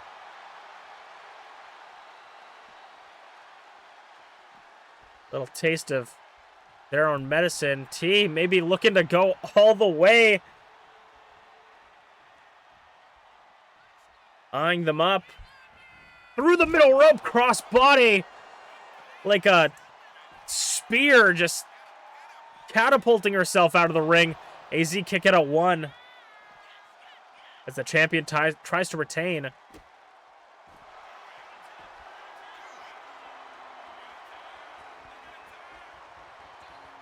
Now submission hold again. T trying to practice every little bit as well on her opponents for the... Oh! Goes for a discus big boot. Gets caught with the running neck breaker. Deadlift. Powerbomb to the floor. As I said, T's going to practice maneuvers as well for the B1 Summit. Doing her best. Discus big boot. Busting. Oh my god, the blood splatter. 2 on AZ's face. And I think T might just put away. AZ here sets it up for the pedigree onto the concrete. And I think AZ might be out of it. That looks brutal from the champion. Oh, kick it at 2. AZ's not done yet.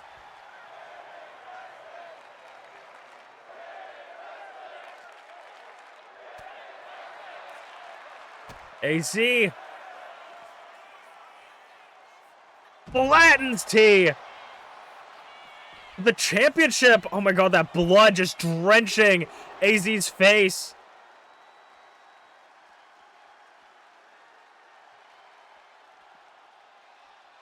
truly wearing a mask of crimson on the outside. Spin around.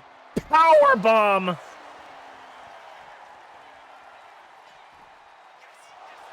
T kicks out at 0. Referee was so out of position. You can see the frustration on AZ's face as the ref tried to get into position, make sure the shoulders were down. That could have been... I don't know if that would have been a 3, but that could have been their Openweight Championship.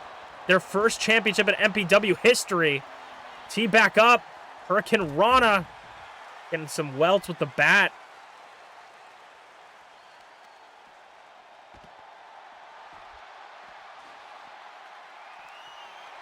He's got the kendo stick knocked out of the hands. And up on the ribs. Now T is pulled by her leg. That cannot feel fun. T back up. AZ's gonna have to do something big as T continues to target the bloody nose. The potentially broken nose of AZ. Goes for the cover, but referee's so out of position, it's crazy. Does finally get to it, too. A kick out of 2. That could have been a title retention if the referee was in position. Got to give the referee prop, though. It's hard to keep track of everybody as T gets up to the top ropes. And a double axe handle. Straight to the back of the head. This might just be it. No! Caught the leg for the pedigree. Picks up T for a powerbomb on the kendo stick.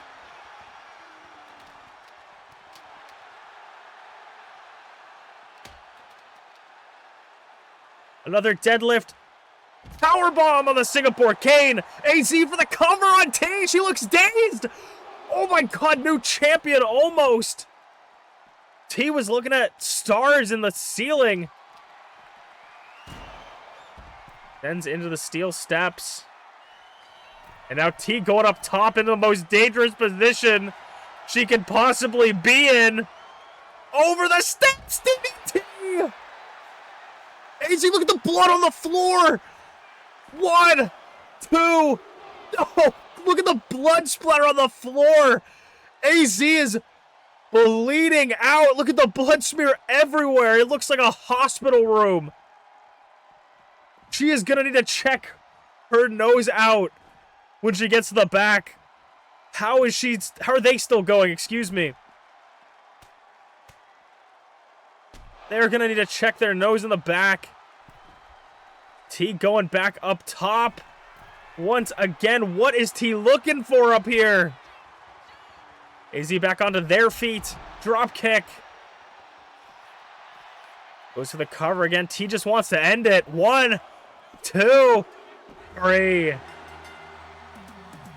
And the title has been retained for TeaTheShiba. Still your openweight champion,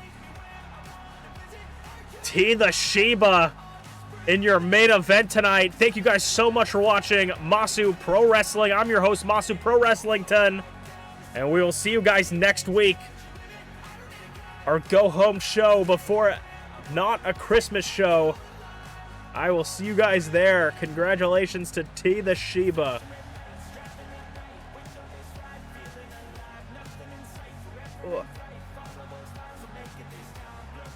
That was crazy. That blood was nuts. I do anything. I got nothing left to lose. I'm in the sun. I got nothing left to prove. The blood was a horror movie. It was. It was crazy.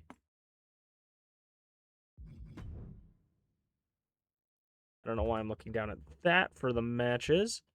All right, this is the last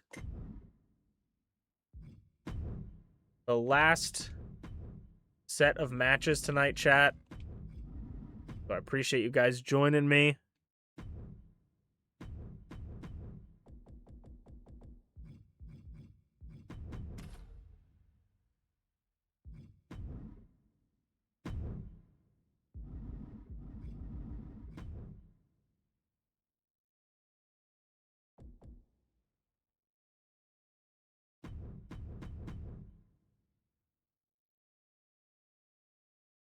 That I found another thing that the butterfly effects of me changing all this bullshit. Okay. Can't do you, can't do you, can't do you, can't do you, can't do you, can't do you, can't do you, can't do you, can't do you, can't do you. I could do you. That's who we're doing. I'm pretty sure, right? Yeah, that's fine. Wait. Are these two?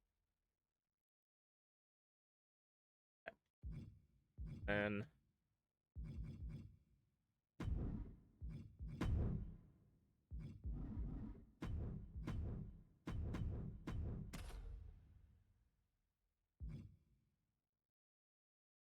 music just purple guy. Purple guy's already got. Purple guy was one of the first people that got into the qualifiers. I'm excited to see Kodo in the Elimination Chamber. I really hope Kodo wins, honestly. I shouldn't have a bias. Honestly, it's always one of those things where I look at the stuff and I'm just like, anyone could win and I'm happy. Like right now we have Potato, Emrys, Jin, Kodo, Shmeeps. Jin or Kodo win, it's their first championship. And Potato is their first championship. It's great. Potato had such a good run. Getting a championship like this would be really awesome. Shmeeps winning her third championship would be great. Beating Emrys as well would be awesome. Like, and then whoever's the sixth person entering could be another great person as well. And Emrys retaining is always cool to see the champions retain in the Elimination Chamber. So you're happy with how your little alien is done? Yeah, you should be. They haven't won like any big championships yet, but that's not always what it's about. It's about like doing cool shit, I think, personally. Okay.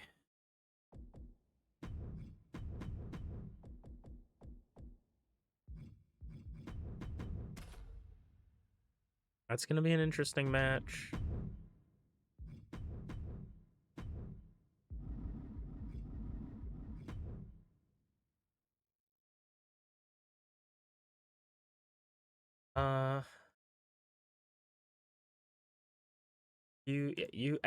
Everybody's been in a match here, so the B1 is the easiest one to swap around for me.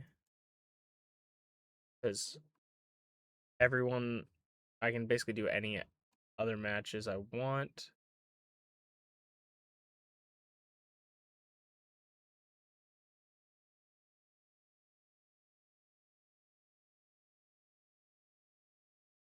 No, I don't want to do that either. So I guess we'll just do that.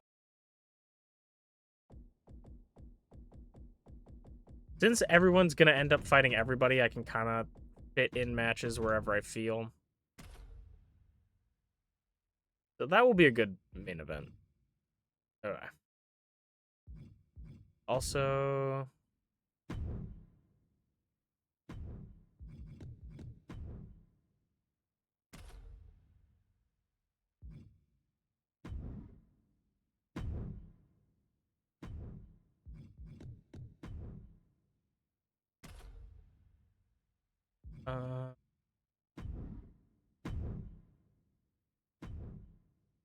okay. Sip, sip, sip, sippin'.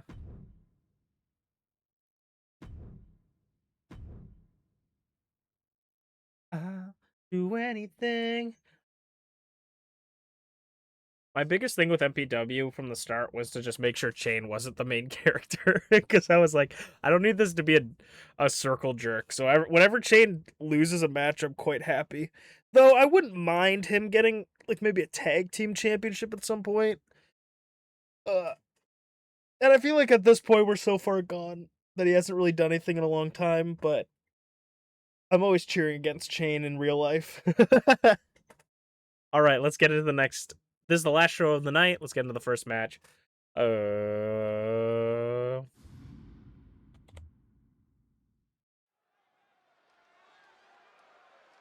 All right, hello everybody, and welcome back to Masu Pro Wrestling. I'm your host and sole commentator, Masu Pro Wrestlington.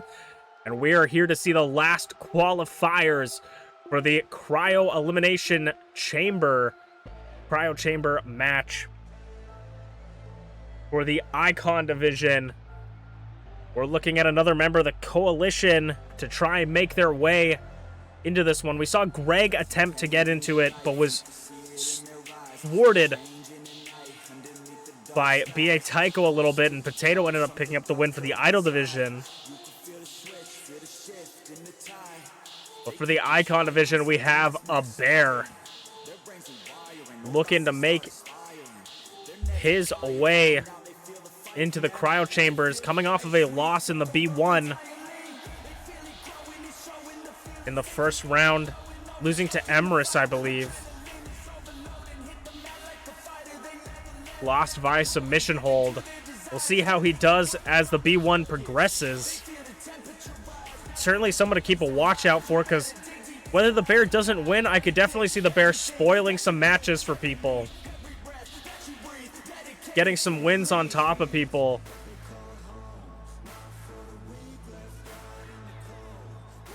And ruining some runs, maybe, if he doesn't run away with it himself, but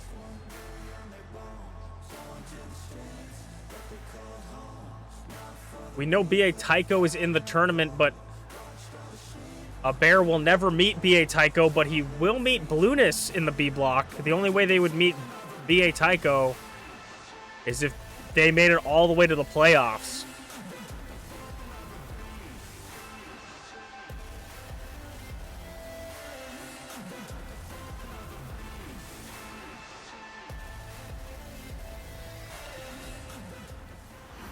And who is the Bears' opponent here for the last shot at the Icon Division? We could see Romeo versus Juliet in the Cryo Chambers. Glitchy looking for her Icon Division Championship. Wants her first Icon Division Championship and could take it right from the hands of Flair. Or, you never know, could end up supporting Flair in the Elimination Chamber. We know T and Angel are in the Cryo Chamber, so maybe we'll have two sets of couples. Brutality and Team Technically Support in the Cryo Chamber. Big boot. Doesn't knock. The Bear says, let me do it. Standing shooting star press. Let me show you how it's done. This will be the last person to join T, Vyakaka, Angel, Flair, and Garreth Unported in the Cryo Chamber for the Icon Division Championship on Saturday at This Is Not a Christmas Show. Clothesline again, just can't chop the tree that is the Bear. But Glitchy just pushing the Bear off her. Now the Bear's turn. Neither of these two can quite get a hold of each other, but the Bear is showing the strength right now.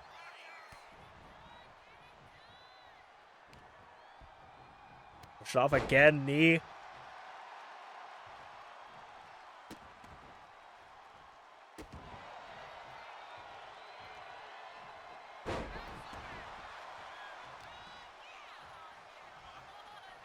And then ripcord knee. Rolls over. 1, 2. Kick it at 2. Back up onto her feet. Smacks the Bear right around. When two big slabs of meat just slap against each other right now. Some of the biggest competitors in MPW. Throwing hams at each other. Trying to belly a Bear isn't the smartest decision, but Glitchy went for it. And now the Bear gets tossed over Glitchy. Up and over.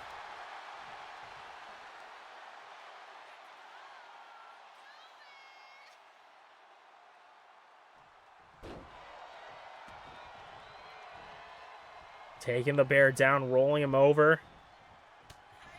And an uppercut to the gut. Bear takes Glitchy off the ropes, ducks under. And a Samoan drop, scooping Samoan drop. Scooping. Glitchy back up onto her feet, gets run through. As the bear gonna meet her on the outside. Glitchy wants none of it. Or maybe some of it. Glitchy playing a little bit of mind games, cat and mouse. And finally catches the bear.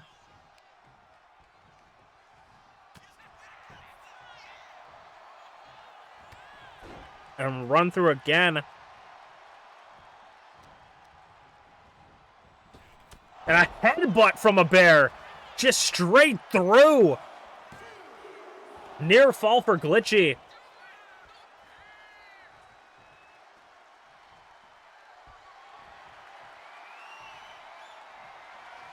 Now the bear going for a bear hug, trying to lift her up, but can't quite get it, but still has it cinched in. Glitchy might be fading. No, Glitchy gets out of it.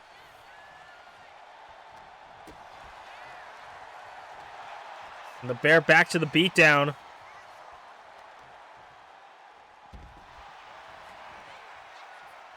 As they fall down in front of the French-Canadian commentators table.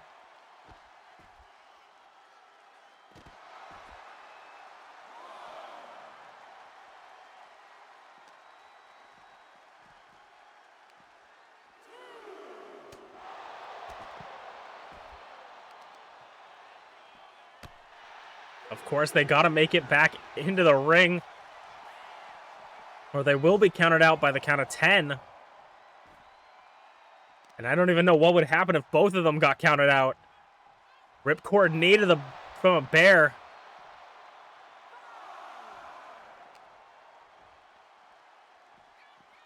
And the bear, knowing this, gonna send Glitchy back into the ring at 5. Bear's gonna get in 6.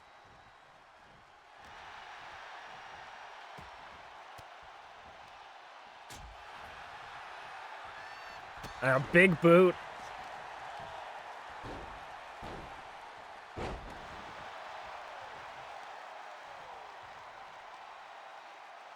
Working over the nerve. Oh, actually not a nerve hold. Wrenching the neck.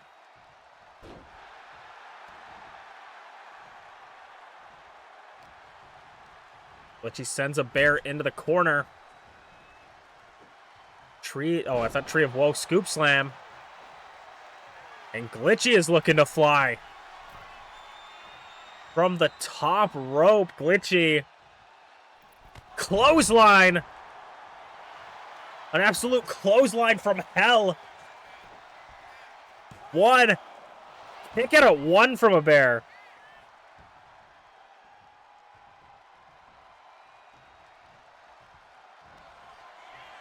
Koozles the bear. Now Glitchy just can't quite lift up the bear that high. Clothesline. The weight of the bear just too much for Glitchy. As the bear's back up. Over the shoulder boulder holder.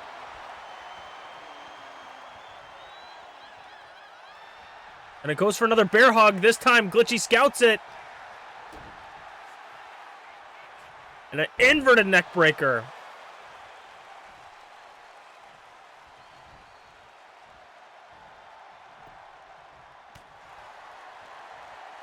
Now a bear. Glitchy gonna meet in the center of the ring, trading blows. Which one will fall first? 2, 3. I don't know. I'm counting now. Just back and forth.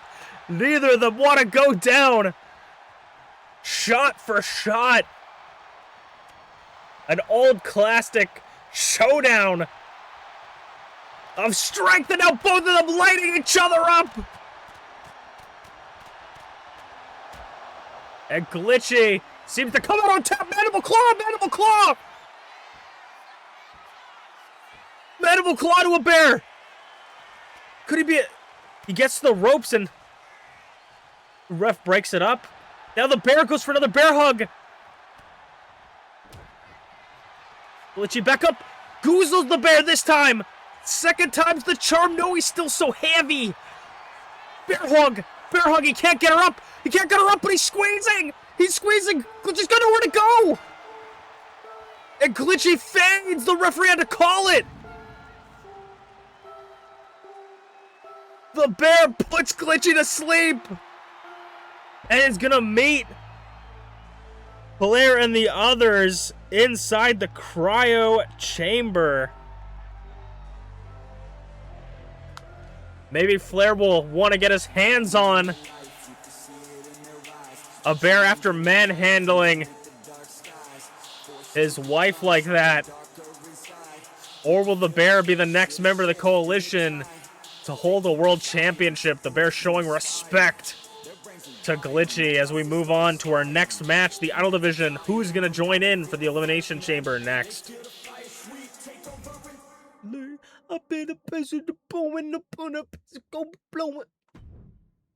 That is Flair's wife. Flair, I have a question for you that's unrelated to anything. Do you want to know any data mined things? You probably already do if you've looked it up, but do you want to know any data mining things about Echoes of Ironcrad? Because I just saw a post on my Twitter that popped up. My wife.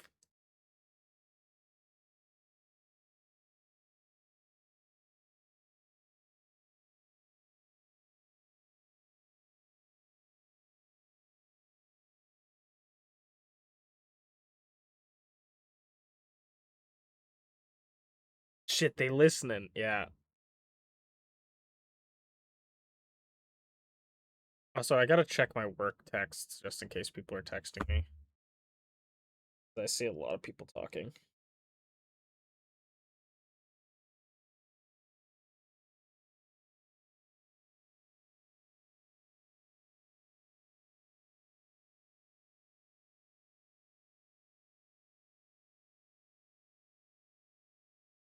Trying your best not to learn anything? Alright, then I won't send it to you. But I just saw it. It's just data mining stuff, so it could be not anything implemented. It's probably what's going to be in the DLC is probably what it is. Okay, let's get into the next match. Ooh.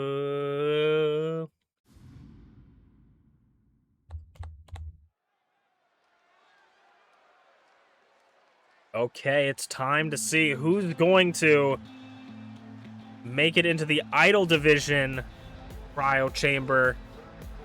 And Draven coming off of a rough loss in the B1 Summit to Merlin in the first round. Looking for her opportunity at the Idol Division Championship here. Maybe looking for her third Idol Division Championship.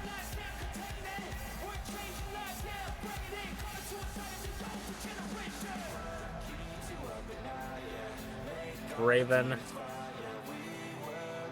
the first ever Idol Division champion, hasn't seen Idol Division Championship gold since I think literally season 1.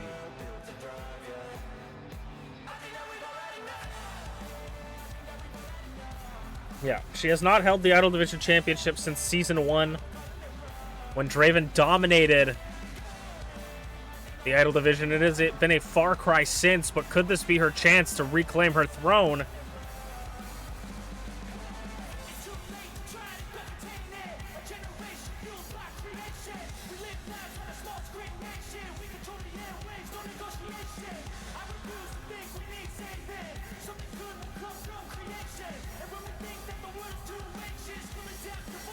But who is Draven going to have to go through to join her tag team partners Shmeeps, Kato, Jin, Emrys, and Potato?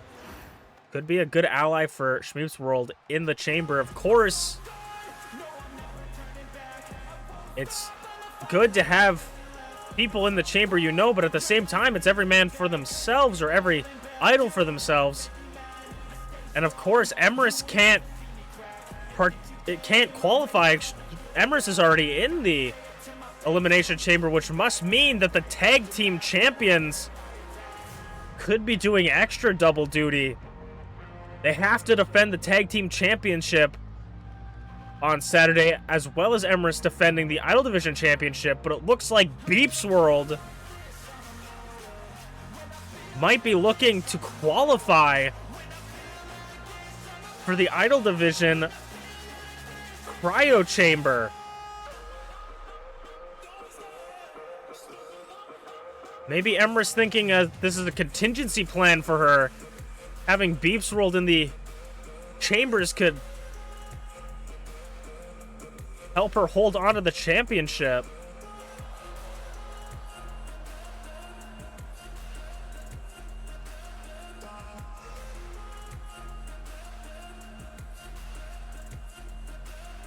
But of course, I mean, as much as you feel like you got control on a rabid dog just because you got the leash around its neck, the moment that leash lets go or it slips from your hands, that thing's going to run wild. And we could see that in the cryo chamber with the MPW. Not to mention, both of them will have to defend the tag team championship. La Primera.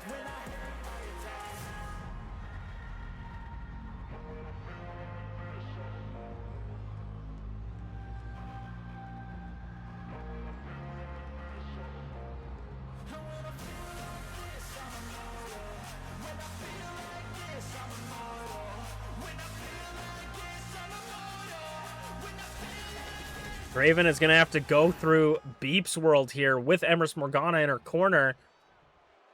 MPW coming off of her first B1 Summit, excuse me, win against Garreth Unported. These two will not meet each other in the B1 tournament unless they both make it to the playoffs.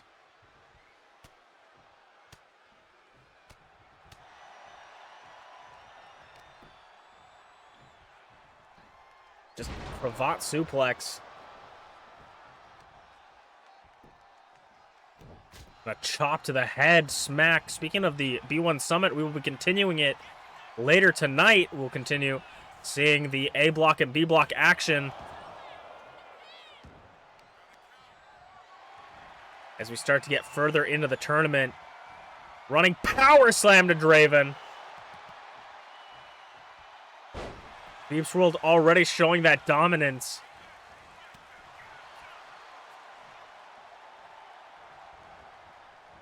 This could be an opportunity for MPW to ensure Emrys retains the championship at the Elimination Chamber. And MPW suplex.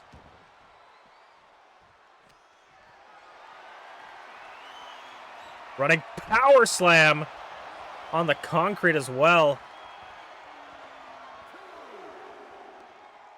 2. Working over the face. Just forearms. The face of Draven. Definitely don't want to get a count out. Referees making sure they know that. 5, 6, 7. Draven gets sent back in at 7. MPW makes it in at 8.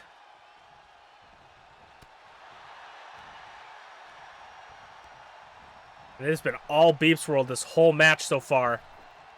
Pulls Draven back into the ring. Kick out at 0. Draven's... I don't know if that's her just trying to show that she can still hang, or if that's her actually feeling like she has that energy still, because it's been MPW since opening bell. Off the ropes. Tilt-a-whirl backbreaker.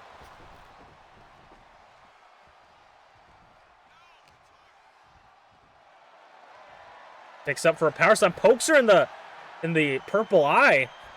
In the glowing purple eye.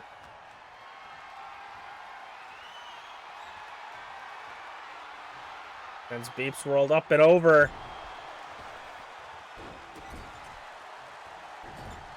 And now choking out Draven.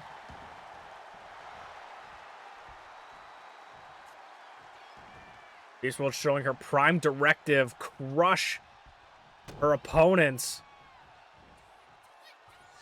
Exit. Oh, slides again. Draven just very slippery being able to get out of here. Super kick. Draven finally getting some offense. And that just might have pissed off MintyClovers. Oh, blackout!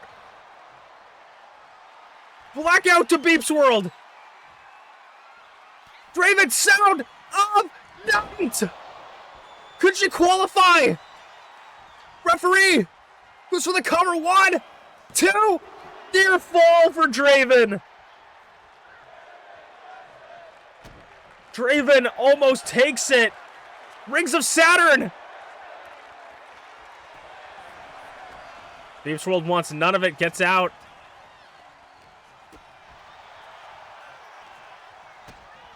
And then DDT.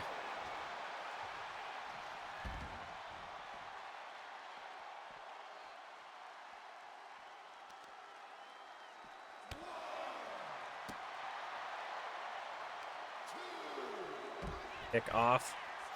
MintyClovers.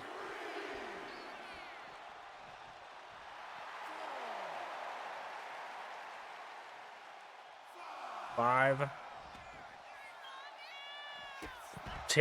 Shotgun dropkick to Beeps into the barricade. Resets the counter from 5 to 1. As Draven sends MintyClovers into the barricades on the outside. Inverted DDT. Draven now just sending it to MintyClovers. 5. Emrys enjoying the show. 6. 7. MintyClovers still down. 8. Ref wants to make sure. 8. Makes it in at 9.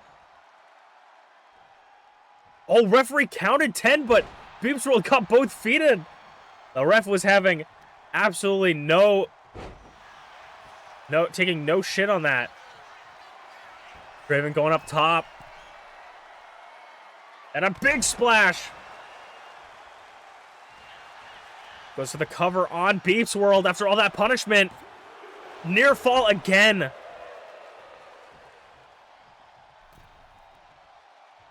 We saw Emrys just climb onto the apron there for a second, maybe shouting something at MintyClovers, telling her to crush. Off the ropes. Caught her DDT. And whatever Emrys might have said might have just distracted MintyClovers, as now, never mind, these two gonna go at it in the center of the ring. Both these two barely holding on. That one definitely looked like it made Draven wobble a little bit. She's got welts on her back.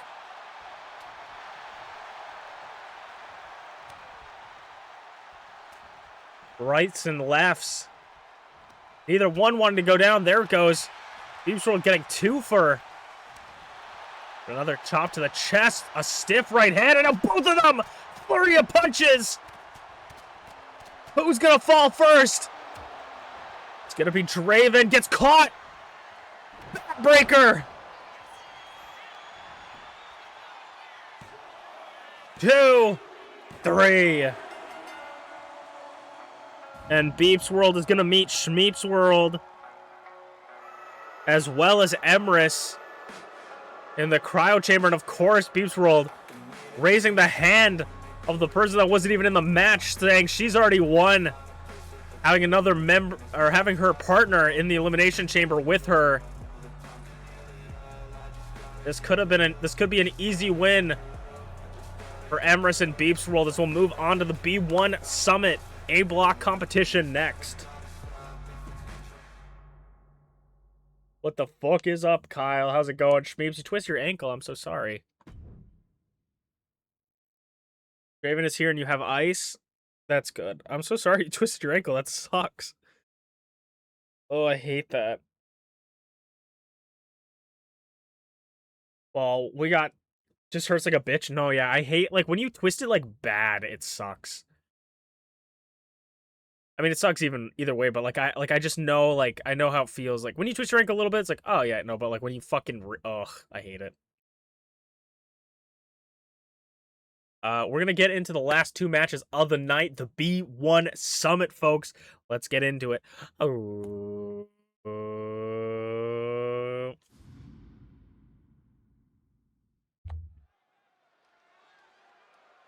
All right, the semi-main event of the night, the B1 Summit continues. A-block action as Garreth's going to make his entrance once again.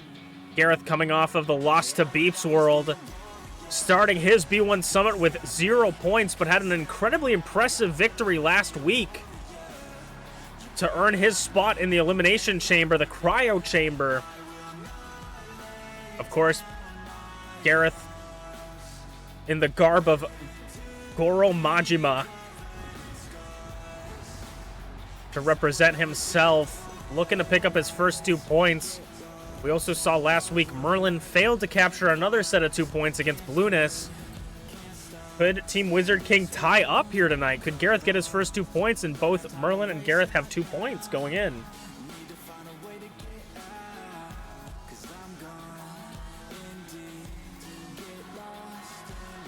Can Garreth do it? I don't know how he wrestles in those tight-ass leather pants, but that's one of the most amazing things he's been able to accomplish in MPW.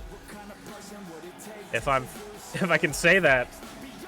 If you guys have never seen the B1 Climax before, the opponent to win, you must knock out your opponent or submit them to get 2 points. If there's a draw, both people get 1 point, and if you win by a DQ, you get 1 point. Losers get nothing. And each person wears a garb or outfit based on a warrior that they feel represents them. And Greg is making his B1 debut here in, I guess, a King-inspired outfit here tonight from Tekken. I mean, I love King as much as anyone, but he maybe could have found a better head for that. I'm not sure, but Greg is looking to get his first 2 points. This is his debut match. Greg could potentially, or will potentially, or definitely will at some point, meet BA Tycho in the A block. So we'll have to see how that goes, but Greg looks even more eerie in a cat helmet. I don't know.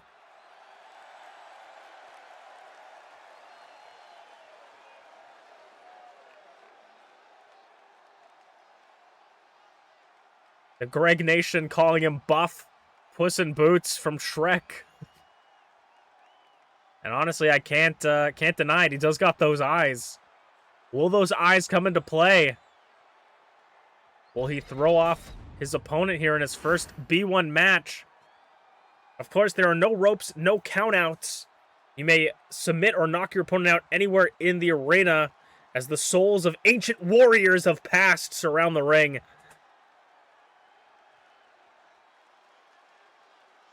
Both starting this match with 0 points, with only one being able to come out on top with 1 point, or 2 points. And you want to get as many points as you can to progress in the tournament. Top 2 from each block will be put into the playoffs, a mini tournament.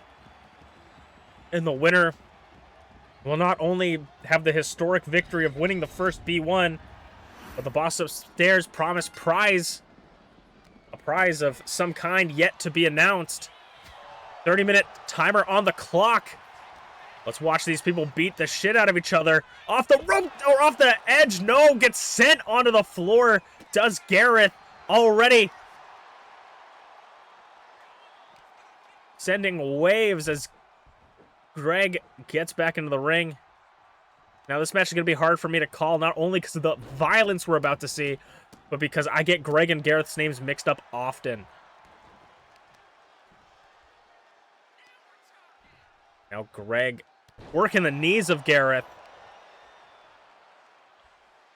So for this match, or in this tournament right now, there's 7 in each bracket. So each person will have 6 chances to pick up a win. Gareth's already had 1 match to try to pick up a win. Greg's first match is here. Oh my god, knee strike. So we'll see if Garreth can pick up his second match win, or the win in his second match. Because losing 2 in a row will be a big hit for you. That gives you a maximum of 8 points total for you if you won every match after that.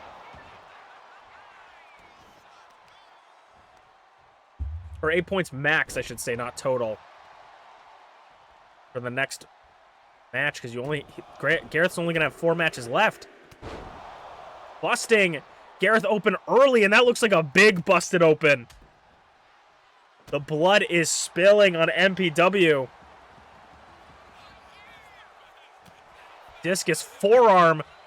Who would have thought Greg was such a brutal striker? I mean, we've seen it before, but even now, just in this sort of environment, it seems like he works even better. Garreth slips under him. Sends him to the corner. Drop kicks off the apron to the floor. Into the concrete. Right in front of the French-Canadian commentators table.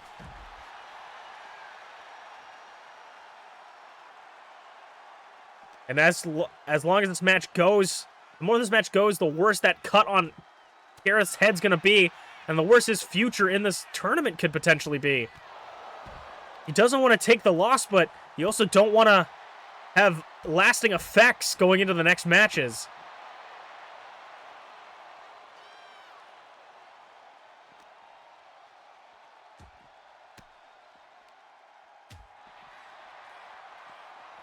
Garreth getting hit right into the post by Greg running around with that drop kick, and now going to send him into the French-Canadian commentators table. Goes for a big boot, misses it, and now face first onto the French-Canadian flag. Drops him single leg. Boston Crab sort of sideways. Got him tied up, but Greg gets out of it. Oh, hand of God, a kick to the back. Garreth tilt-a-whirl sidewalk slam. It's Cat versus Tiger. For Garreth and Greg. Greg finally gets Garreth off him. Garreth is in huge trouble. He's got to hit something really big. He's got to get some huge offense off if he wants to continue this match. Spinning back kick. And that is one. The cut seems to go across his forehead. Seems to be what we're seeing there. Jawbreaker, running knee. And Greg crumbles. Or Garreth crumbles, like I said. It's going to be hard for me. Garreth crumbles. Garreth back up onto his feet, though. Went for maybe a royal pardon. Tries to send Garreth off, but Greg gets pushed. And Garrett's going to take it slow to the outside. Not going to try jumping. Oh my God. The Gregening! The Gregening! Oh my God, the Gregening. How did the ref not call that? It looks like Garreth has got a little bit left in him, but the blood is already splattering the pavement as 5 minutes is about to pass. Royal pardon! We saw that happen a lot last week to Rize. It goes for a second royal pardon. Could this be enough? Royal pardon again! Garreth just wobbly. I don't think he knows where he is right now. Knee strike to Greg. Garreth is fighting for his life right now. He can take one big final shot and... Oh my God. Like a slasher film happening right now. Garreth doesn't even know. He's trying to grab his leg. Doesn't even know how.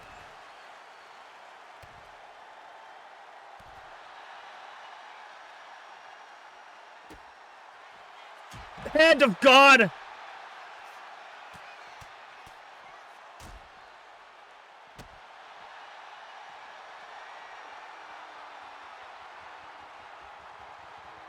And it looks like it just might be over. Gregening, number 2. And the referee calls it. Garreth losing the match. Greg picking up his first set of 2 points. I mean, a big win for Greg. B.A. Tycho lost his first match. Greg taking it early. I mean, you know B.A. Tycho's watching this match, and you know he's furious in the back. But let's move on to our main event. B block continues next.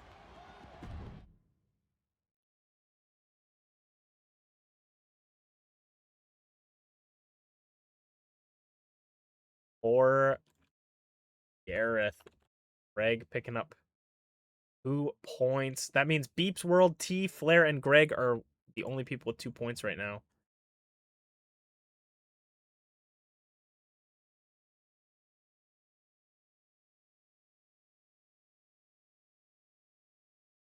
As we move on to our next match, the last match of the night for the stream. I appreciate all you guys hanging out with me. It's going to be the last match, and then I will send you guys on your way. This was a pretty good, I feel like this was a pretty good set of matches. And then next time we do this, we'll be at the premium live event, the PLE. Gonna try to like stream a little bit more, but probably not gonna happen because Odyssey is coming out and Spider-Man's coming out, so I'm probably gonna be working like crazy and not feel like streaming. But I've been recording a lot of stuff. Gonna start editing that soon, so I hope you guys are excited for that. Let's get into it.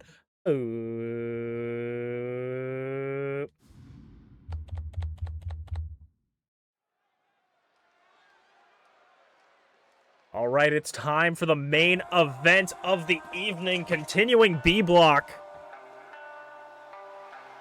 ShmeepsWorld wearing her cloak and dagger, or her dagger-inspired outfit. Looking to get her first set of points here. ShmeepsWorld lost in the first round to TeaTheShiba. Also, I said this was B block. This is actually A block again, continuing. Excuse me for my ignorance here. A block continuing. ShmeepsWorld lost to T in the first round.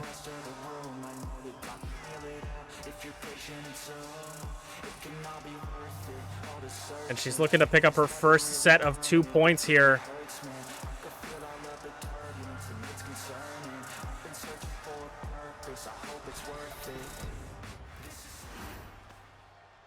As A block continues, we just saw Greg pick up his 2 points, joining this man with 2 points, FlairZero, in his Chrono Cross-inspired attire, the iCoDivision champion, looking to go one-on-one, made his debut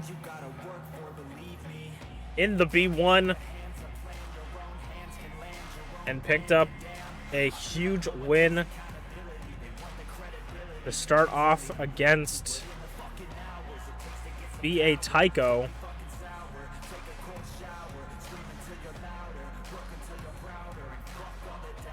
Can Flair do it again here tonight? I mean, so far he has a 100% win record of people wearing white clothes.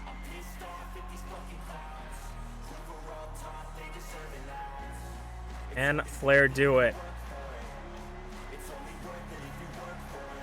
Flair certainly has an advantage. I mean, Shmeeps comes in with a disadvantage in this one, being more of a high flyer, but Flair is just such a technical wrestler on top of being a well-rounded striker that this entire tournament is a really good place for him to show off his skills.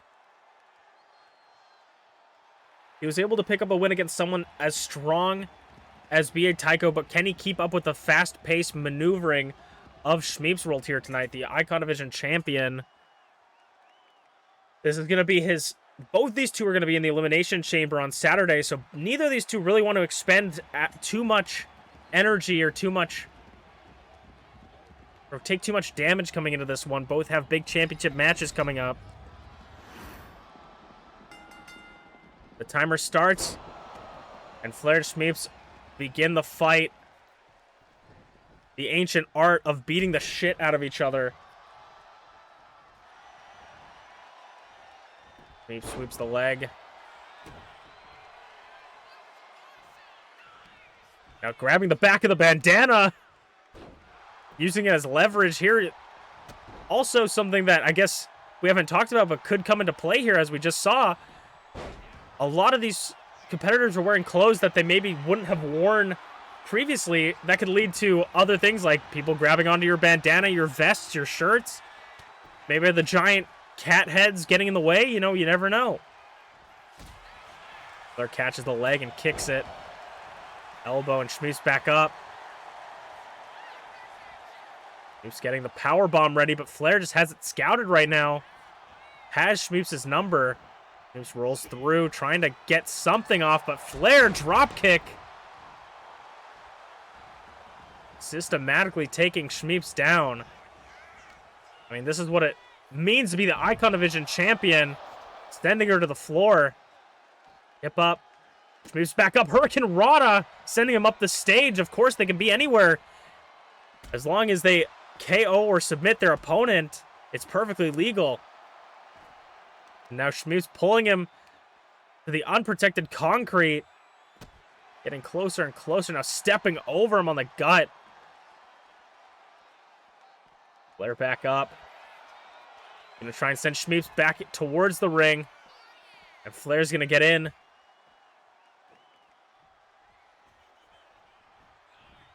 I don't know what the hell Flair was looking at. Maybe he took some head trauma already. But I think he was predicting Shmeeps was going to go around and he wanted to catch her. But it was a poorly calculated maneuver there. Doesn't seem to have phased Flair, though. Dragon Screw leg whip. Takes her down. Chops, lighting Shmeeps up like a Christmas tree. Knee strike to get out of the corner. Went for a discus forearm. But wildly missed as they get south of the French-Canadian commentators table. Oh, critical roll from Shmeeps. There she goes. Critical roll caught Flair. And now on the outside, Falcon Arrow. Doesn't put Flair away, though. People may not be able to kick out of the Falcon Arrow, but it doesn't mean it's going to knock them out below zero.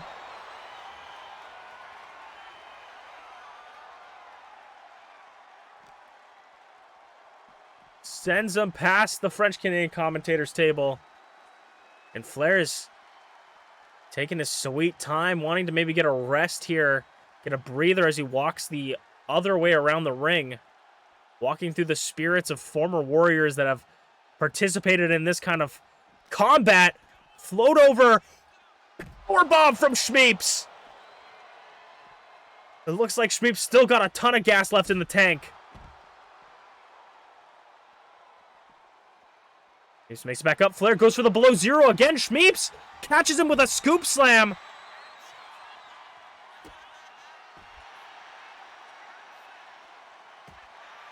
Flair back up onto his feet.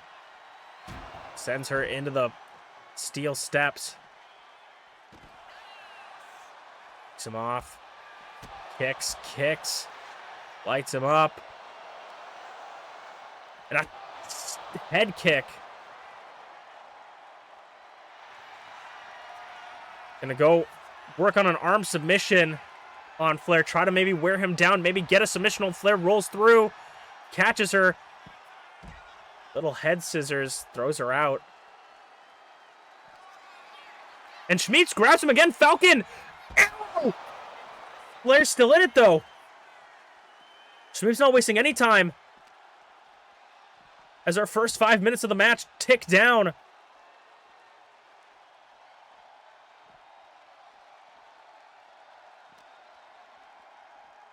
Sending Flair into the steel steps. Technically not using them as a weapon there. They're part of the environment. Into the Gary. Just like the concrete and the barricades. Shmeeps back up. German. No. Flair reverses. One-legged atomic drop. And Flair's eyeing Shmeeps. This might be it. Below zero. Ref doesn't call it, though. Shmeeps still got some left. It goes for a combo breaker!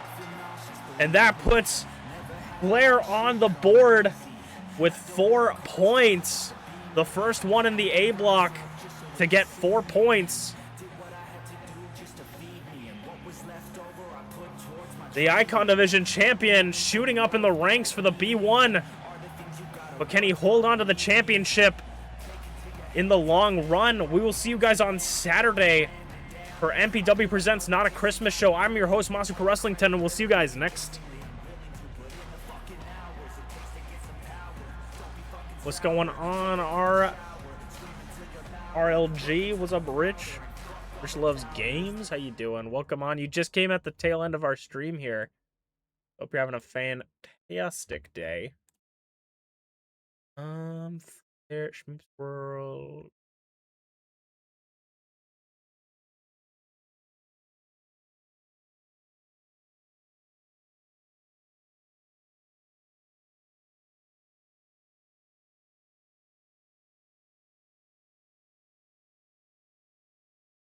But that will end it. So the final tally for the night. I don't know why I booked 2 A block matches in that show, so we'll probably just book 2 B block matches in the next show. But for A block, we have Flair in first place with 4 points, MintyClovers with 2, T with 2, and Greg with 2. Shmeeps, Garreth, BA Tycho having 0 points. And then in B block, we have Merlin, Emrys, Unchained, and Blueness, all with 2 points. Draven, A Bear, and Minty with 0 points.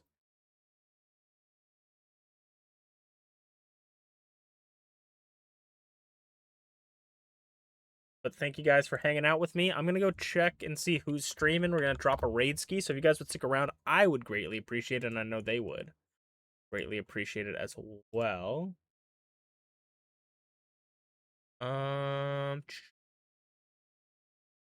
this stream was good. YouTube, I'm still going to be posting Tomodachi Life stuff. I still have like hours of content of that. But soon I will be posting Echoes of Ironcrad. I've played that off stream. I've been doing Echoes of Ironcrad. We'll post that soon. I have the first episode already edited. I just need to make the thumbnail and get that out. That'll be coming out soon. If you guys are missing me and you need some of my content, that will be that. And Shmeeps is joining me for Echoes of Ironcrad. And I have another thing I'm working on right now. I have actually 2 things I'm working on. Still working on the Odd Sprouts video, and then a third other secret nefarious thing that we are working on for a other sort of side project thing that I think you guys should look out for. I will definitely let you know. Notice I shortened your name to UA? I did, but don't call me UA High School. Not a high school. We're gonna raid Dread. Dread is playing Dead by Daylight, so go say hi to Dread, and if you guys need to, go get some snacks, go get some rest. Thank you guys for stopping by. It's always good to see you, especially when I can't stream as much as I used to. Have a good night, guys, and bye! Matane, bye-bye. See ya.